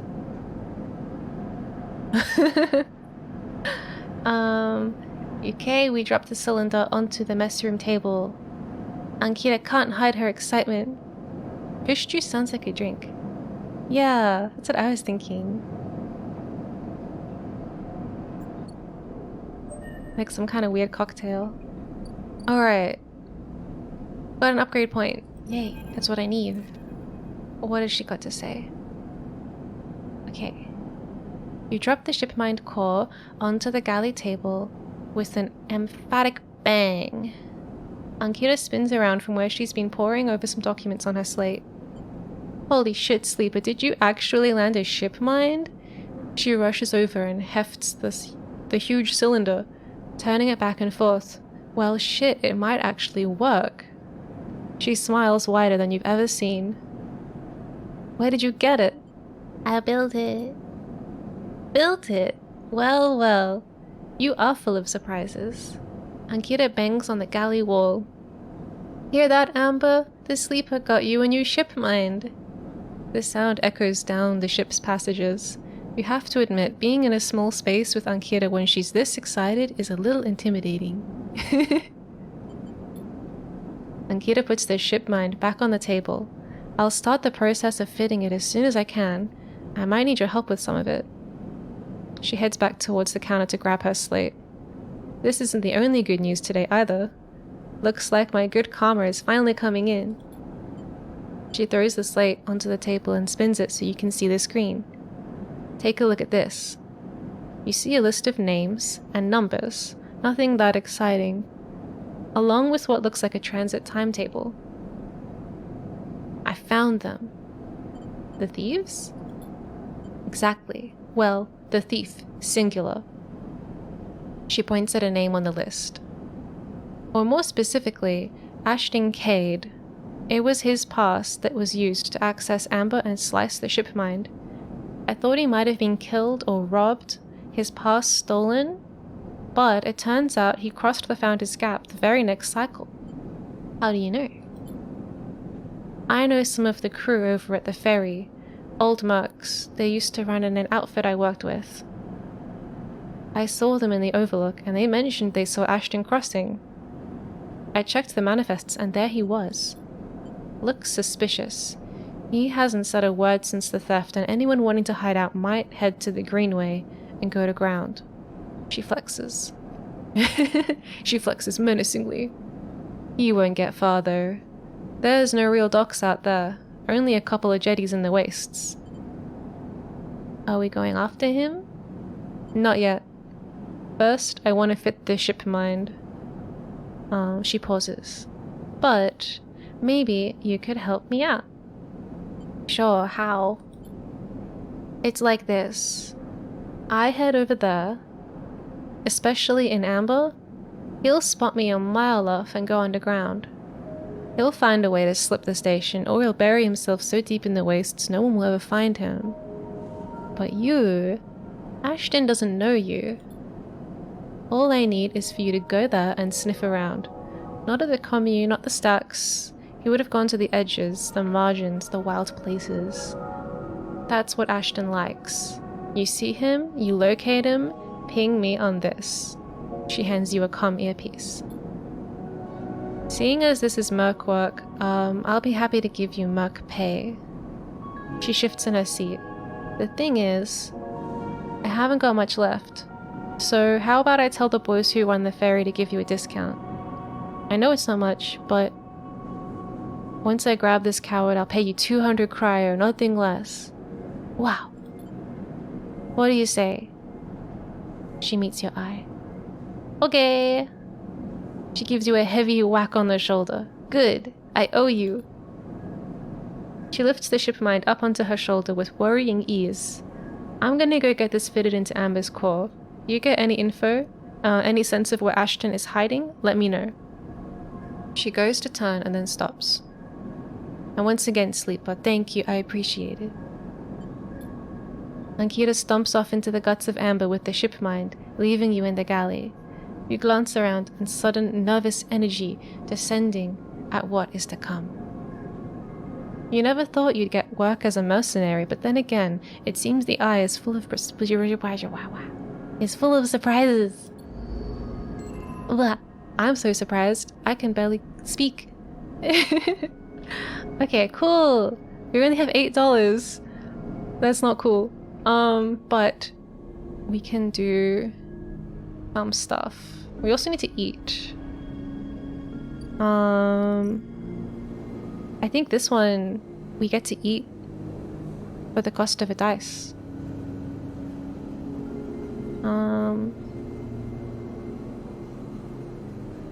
He'll feed anyone who does a shift. I will do it. Feed me.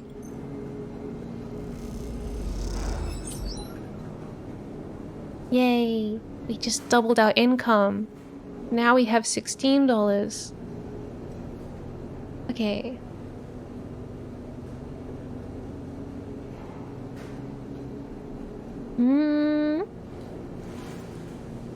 I know we're not good at engaging, but I kind of want to try it. Om nom. 16 an hour. It's like 16 a day. The life sim aspects of this game seem really cool. Yeah. Alright, let's go deliver some noodles. I wonder how much we can get. It's a little risky. Because we're not very good at engage. Is that adjusted for space inflation? No, we're just really poor. I spent all my money making a ship mind. 13! Oh, wow. Wow, we went from $8 to $29. That's crazy. Okay. And how much do we need to save up for this? 100. 100. When you mention Ankita, the spacer selling passes smiles. They give you a discount. What was the original cost? I don't remember. Well, we could go get mushrooms and Ashton at the same time. But I just don't have $100 right now, so we'll have to do some work. Also, I really want to progress the hacking stuff, but I just don't have the right dice numbers, so... Oh yeah, we have an upgrade. Okay. Ah, I'm just rubbing my eye. Okay. Which one of these? Which one of these is helpful for hacking?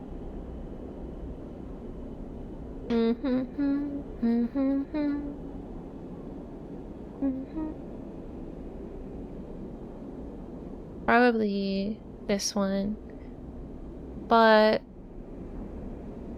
it's not that helpful.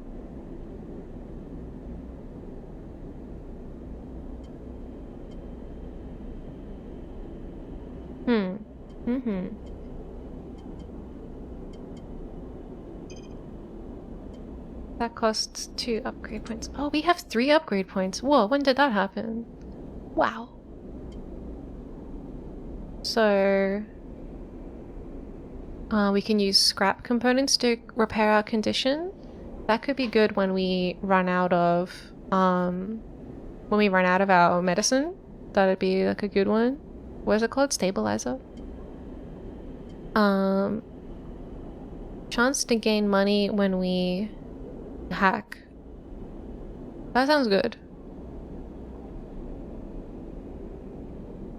And we get double data rewards at the next level. Keep 2 dice even when condition is breaking. Reroll all of your dice once per cycle.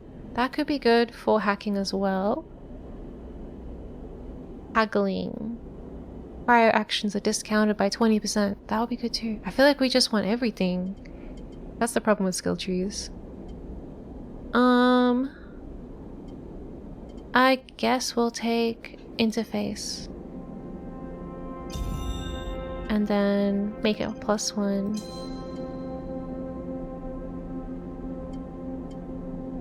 Cool. So we could get one of these 3 as well, I think. Do we have enough? Oh no, they cost 2. That's right. 2 upgrade points. Okay, we can't get them yet. We'll just have to hold on.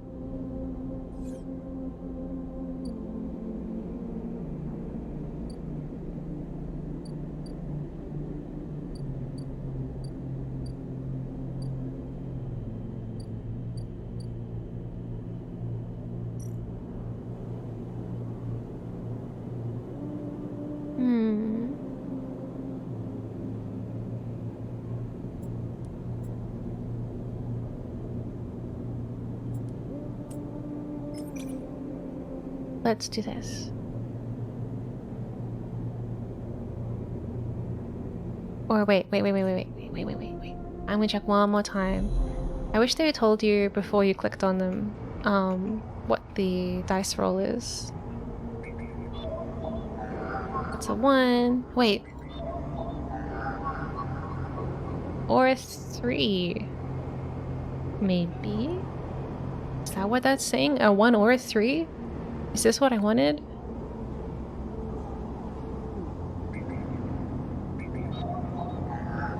Oh, a 3 or a 2. Yeah! That upgrade is doing good work already.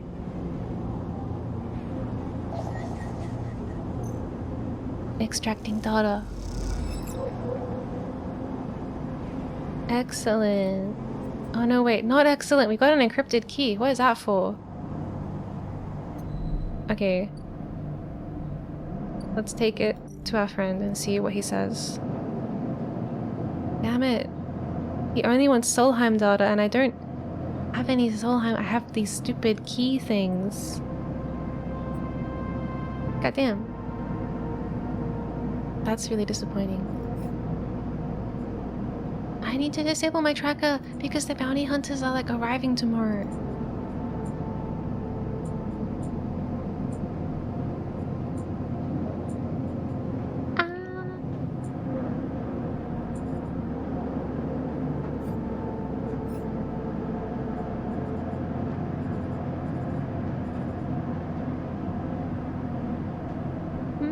I don't know. Guess we just have to goddamn die.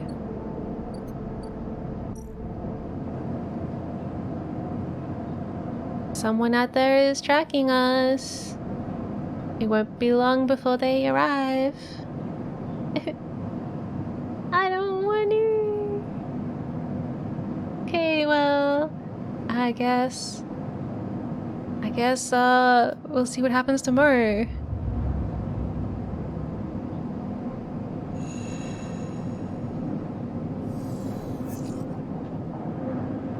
Okay, everything is fine.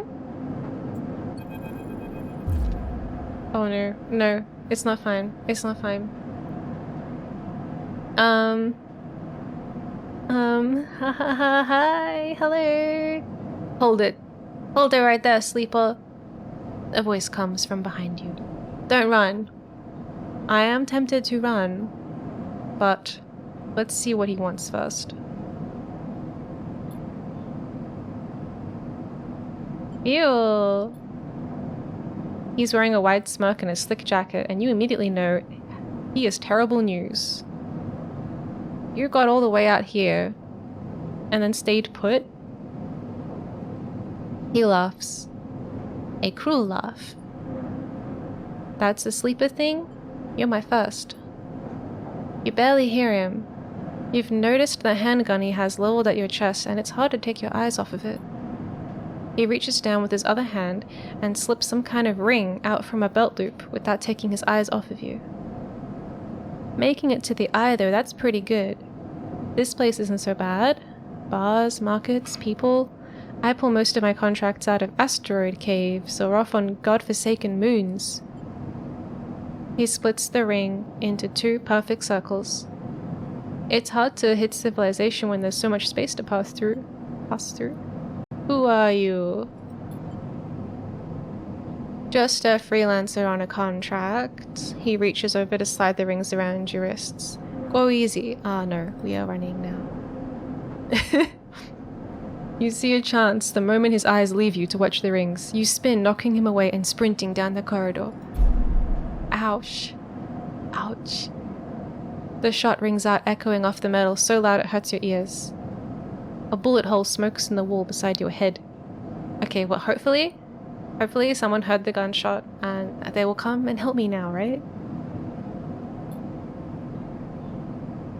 Damn it. Okay. You freeze, and Ethan closes the gap. This is a very boring routine, trust me. I've seen it all before. He slips the rings over your trembling wrists.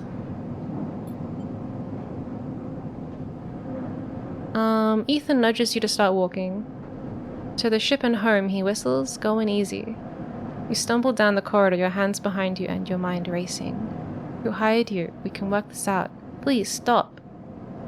Hello, empty Rainier.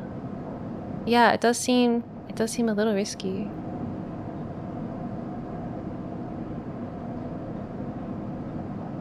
God damn. What do we do? I don't really give a fuck who hired him. I just wanted to, like, let me go. Who? Wait, what? We can work this out? Like, stop? I don't have any money, so I don't know if I can, like, bribe him. Don't debase yourself by begging, please. Ethan pulls a sharpshooter's earplug out and then pops it back in. Consider these deaf ears. This guy sucks. Ethan yawns and continues to nudge you down the corridor.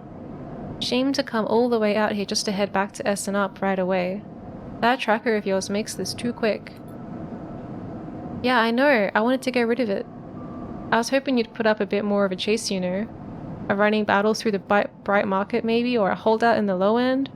There's a few establishments I would have enjoyed checking out while I was around.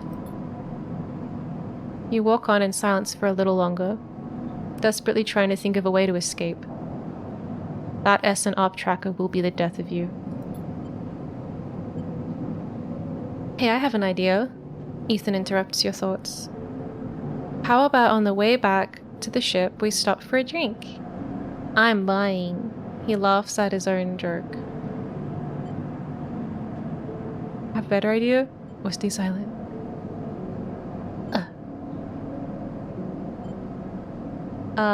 I'm gonna stay silent.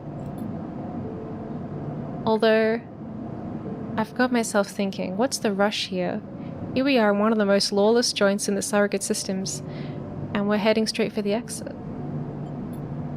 Okay, here's the idea, starts Ethan. You and me, we make a little agreement. Here are the terms. You run or leave or try to abandon the eye, I'll shoot you.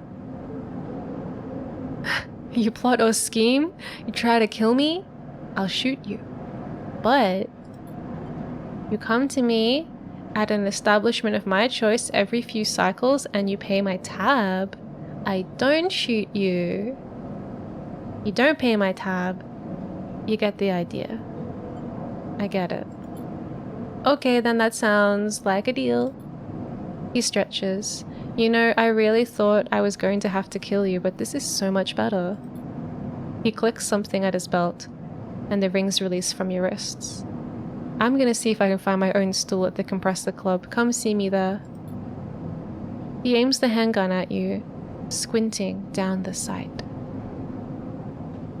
You can afford like one drink on that tab. Yeah. Let me just remind you that body of yours is one big tracker, so don't even think about leaving the eye. I'll know. Dude, I'm gonna remove my tracker and disappear. Ethan turns and strides off down the corridor, slipping his handgun away. The mix of relief and terror you feel is overwhelming. What are you gonna do? What are we gonna do? We are going to hack. Okay, we got a match. Let's do it.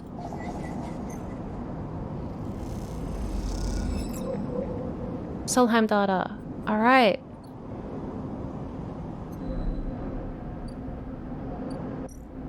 Let's go. Give him the data. Bang, help me out.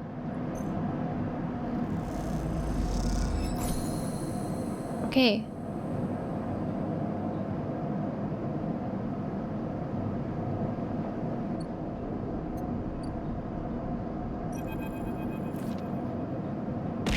Wow. Thank you, Sussy, for the hydrate.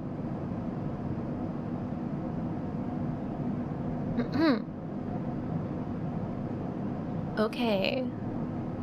As you enter the bay, Fang is nowhere to be seen. The banks of servers and machines blink out of the dark in staccato rhythms, unseeing eyes of the station's digital ghosts. Shitheads. Shitheads! Mwah! Fang's voice echoes behind a stack, followed by the hammer of a fist on metal casing. Those snaky shitheads. Who's snaky? Sleeper! Fang's smiling head pops up from behind a stack. I just emulated the consciousness I've been eager to see. Come back here.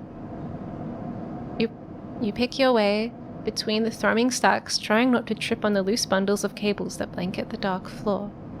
Oh, sounds like he has a cable management problem.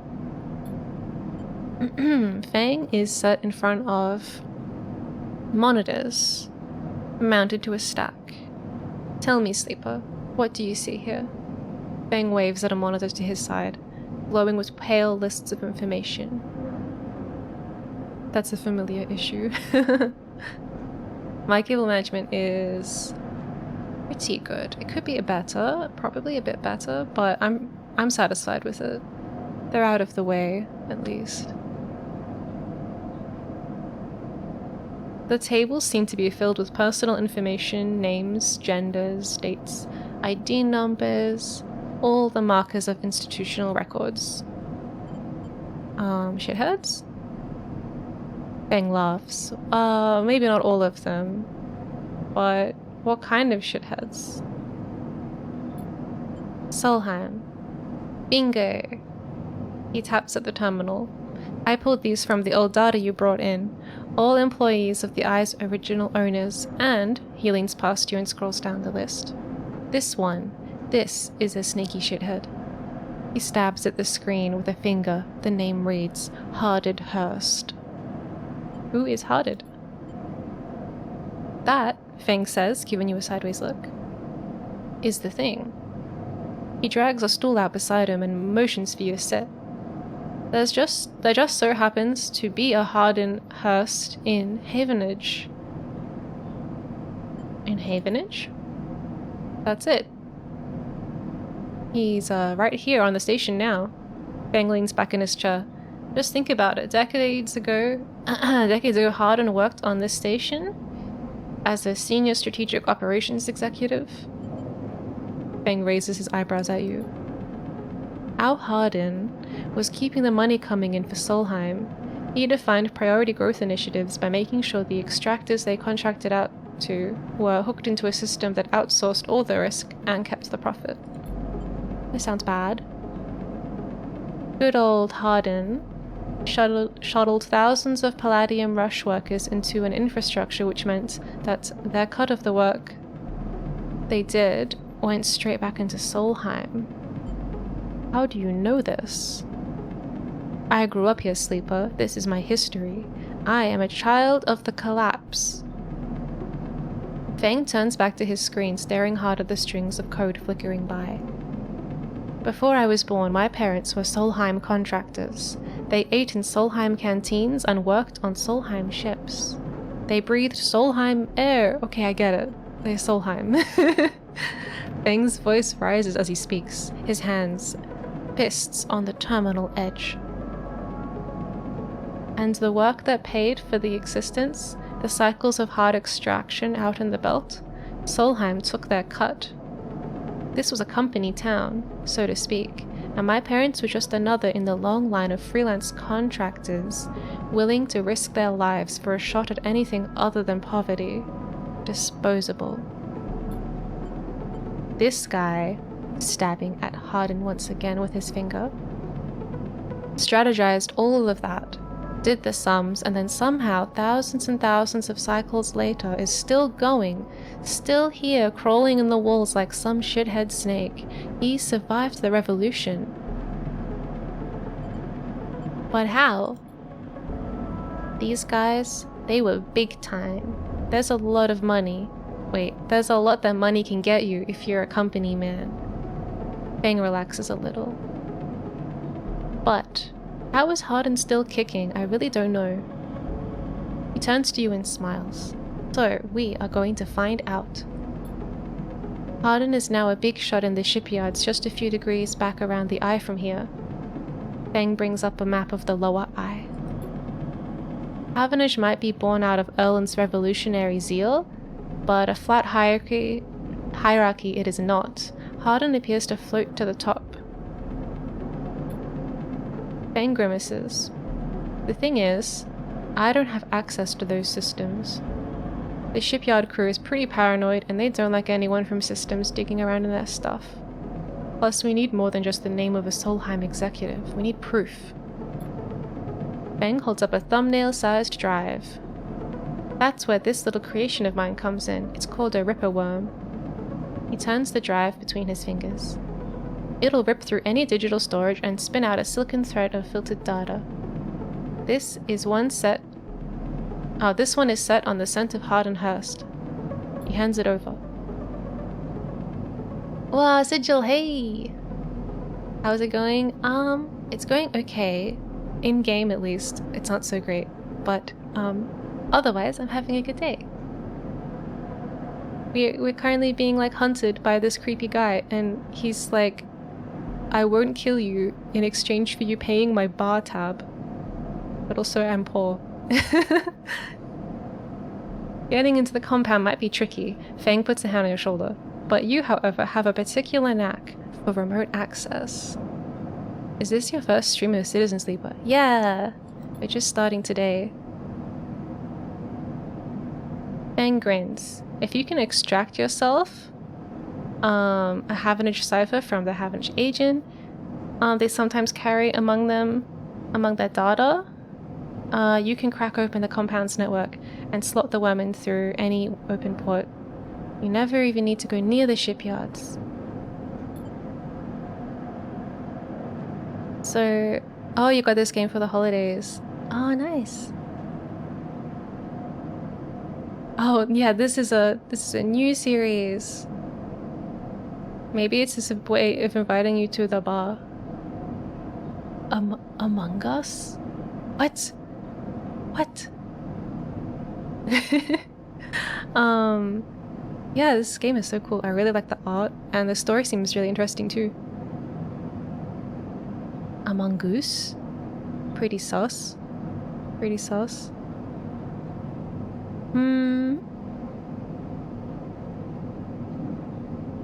Yeah, forceful flirtation when you invite with a gun.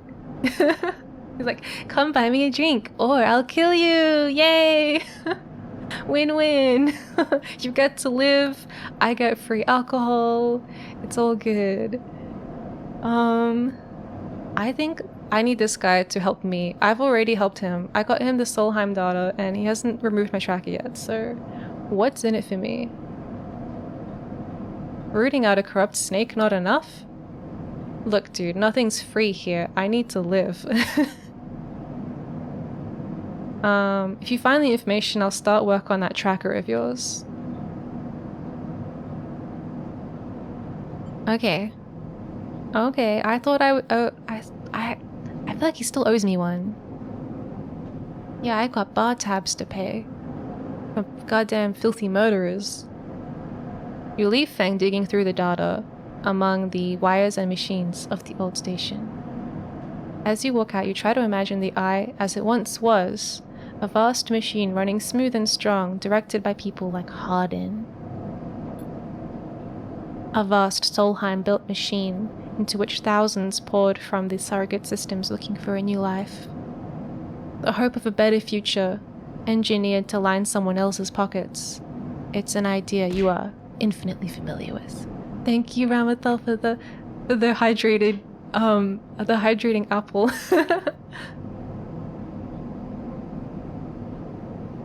Hey, hey. Okay. You think of Hardin still alive, still part of this place, and you wonder if the past is ever truly past. Wah! Okay, I still need him to remove my goddamn tracker though. If I can get my tracker out, maybe I don't have to buy that guy drinks.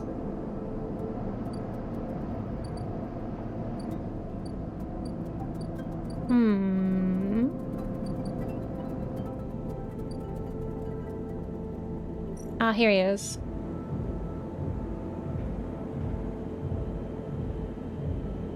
Okay, so he's gonna like spend 4 days there drinking. And then I have to pay for it. Great. Alright. What are we doing? Have a look at our quests. Wait, do we have a upgrade point? We have one upgrade point. I'm gonna save it for one of these thingies.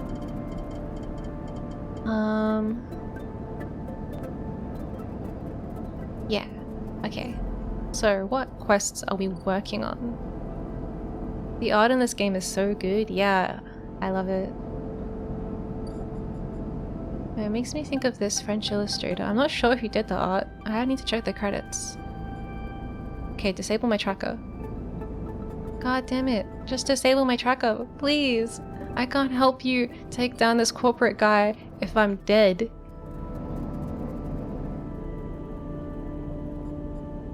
What else do we have? Do I have this? I don't have a cipher. I don't have enough money to do that yet. That's like going across the gap to where the mushrooms are. Hey, Ethan's tab. Wait for him to make a tab. Oh, great. Okay. Okay. We gotta disable the tracker, so... I'm also worried this hunter thing is like filling up. I think that means the dog will come back once it's full, and then we'll have to like... I don't know. Use diplomacy.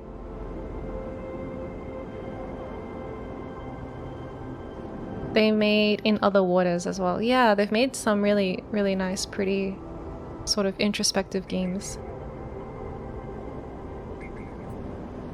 Ripper Worm. So... I need to hack a couple people.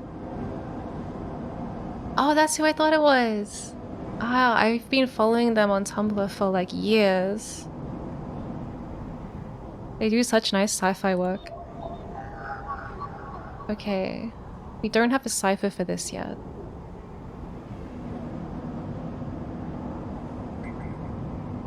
I really like their environment art as well, which we're not really seeing a lot of here because the environments are 3D, but if you check them out, they do... I think they also do their own comics. They've definitely got at least one art book out. Okay. So, we have to hack the Yatagan as well. We'll do one of each, I guess. Well, maybe I should just prioritize the Haven ones, because I need to get this tracker out.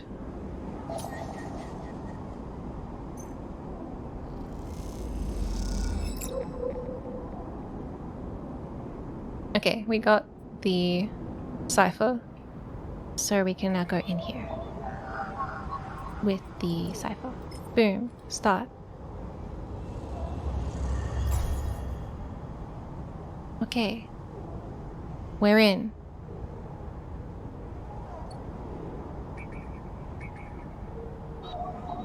What is this? Alright, we'll put the Ripper worm in.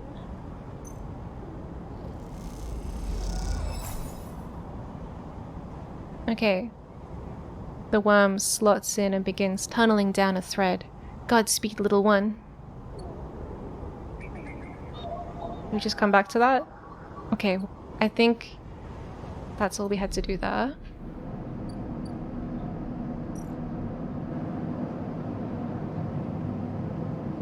Ah, damn.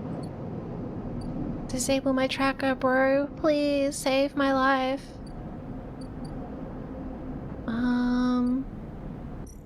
Alright, let's do some work here to make some money. Money, money, money.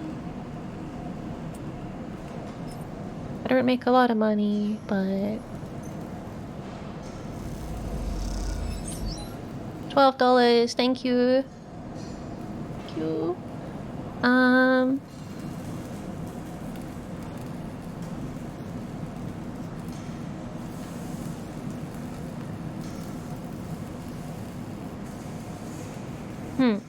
I was just reading.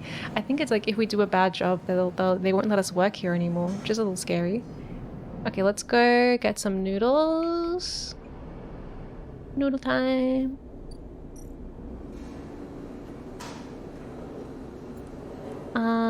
Noodles, please. Please. Yay. Okay, we're all full of food. We've got a little bit of money. We've got 69 cryo.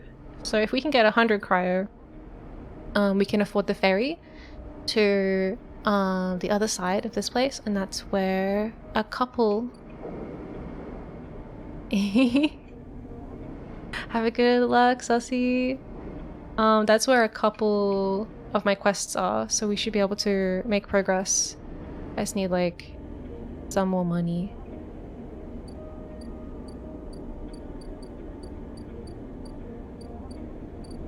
But we've got no more actions for the day. Wah!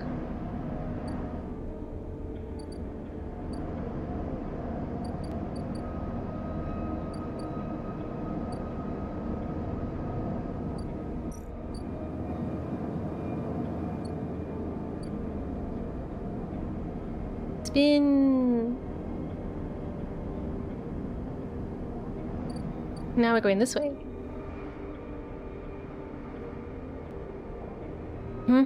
Okay. That's the thing that we can't afford. Okay. I'm not used to looking at it from this angle. I gotta spin it back. Okay, that's more familiar to me. Time to end the cycle. What is this game about? This game is about escaping from capitalism, but it's not working very well because everything is really bleak and sad and costs money. It's like a typical kind of cyberpunk setting in space. Okay. I might end stream here actually because it's been just past 4 hours. Wow, just like real life. Yeah, unfortunately, there's some similarity there.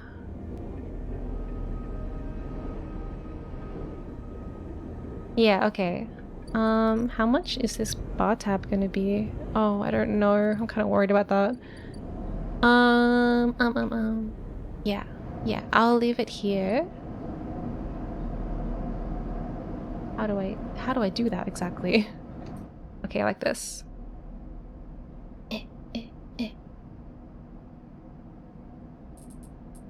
It was always weird to me how in every ring world in games and movies the buildings are looking inwards, where there is 0G instead of outwards. Well, it's because they're like spinning, right? To create some G-force. 15. Quit the game. Bye-bye. Yeah, quit. Okay, and we'll just go over to the chat scene. Wow. Okay. Okay. Where shall we go from here? Oh wait, my chat, where did it go? It's back. It was good to hear your voice. Thanks for the stream. Oh wow, oh thank you. Maybe outside world will be susceptible to debris and stuff. What's the star guy's name? That's my chat mascot or like community mascot or whatever. But we haven't named him yet because I can't think of anything good yet and I want it to be like a special name. Yeah. I like watching them talk. They're like blah blah blah blah. I hope everyone has a great end to the weekend. Yeah. Have a good remaining weekend, everybody. Let me just see if there's someone we can raid. Do do do do do.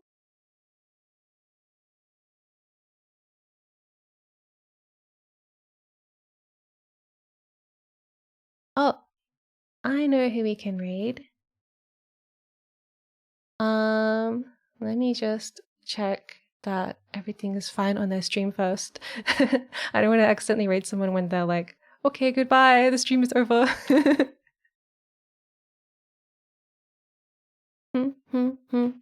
Of course, you can also leave if you'd like to. If you want to go do something else. Okay, it looks like everything's fine. So, there's a cool sea slug VTuber called Amai who has recently returned to streaming after having a little break. So this is kind of like their welcome back stream. So yeah, we should go say hello. Let me just, I'm still learning how to raid. Okay.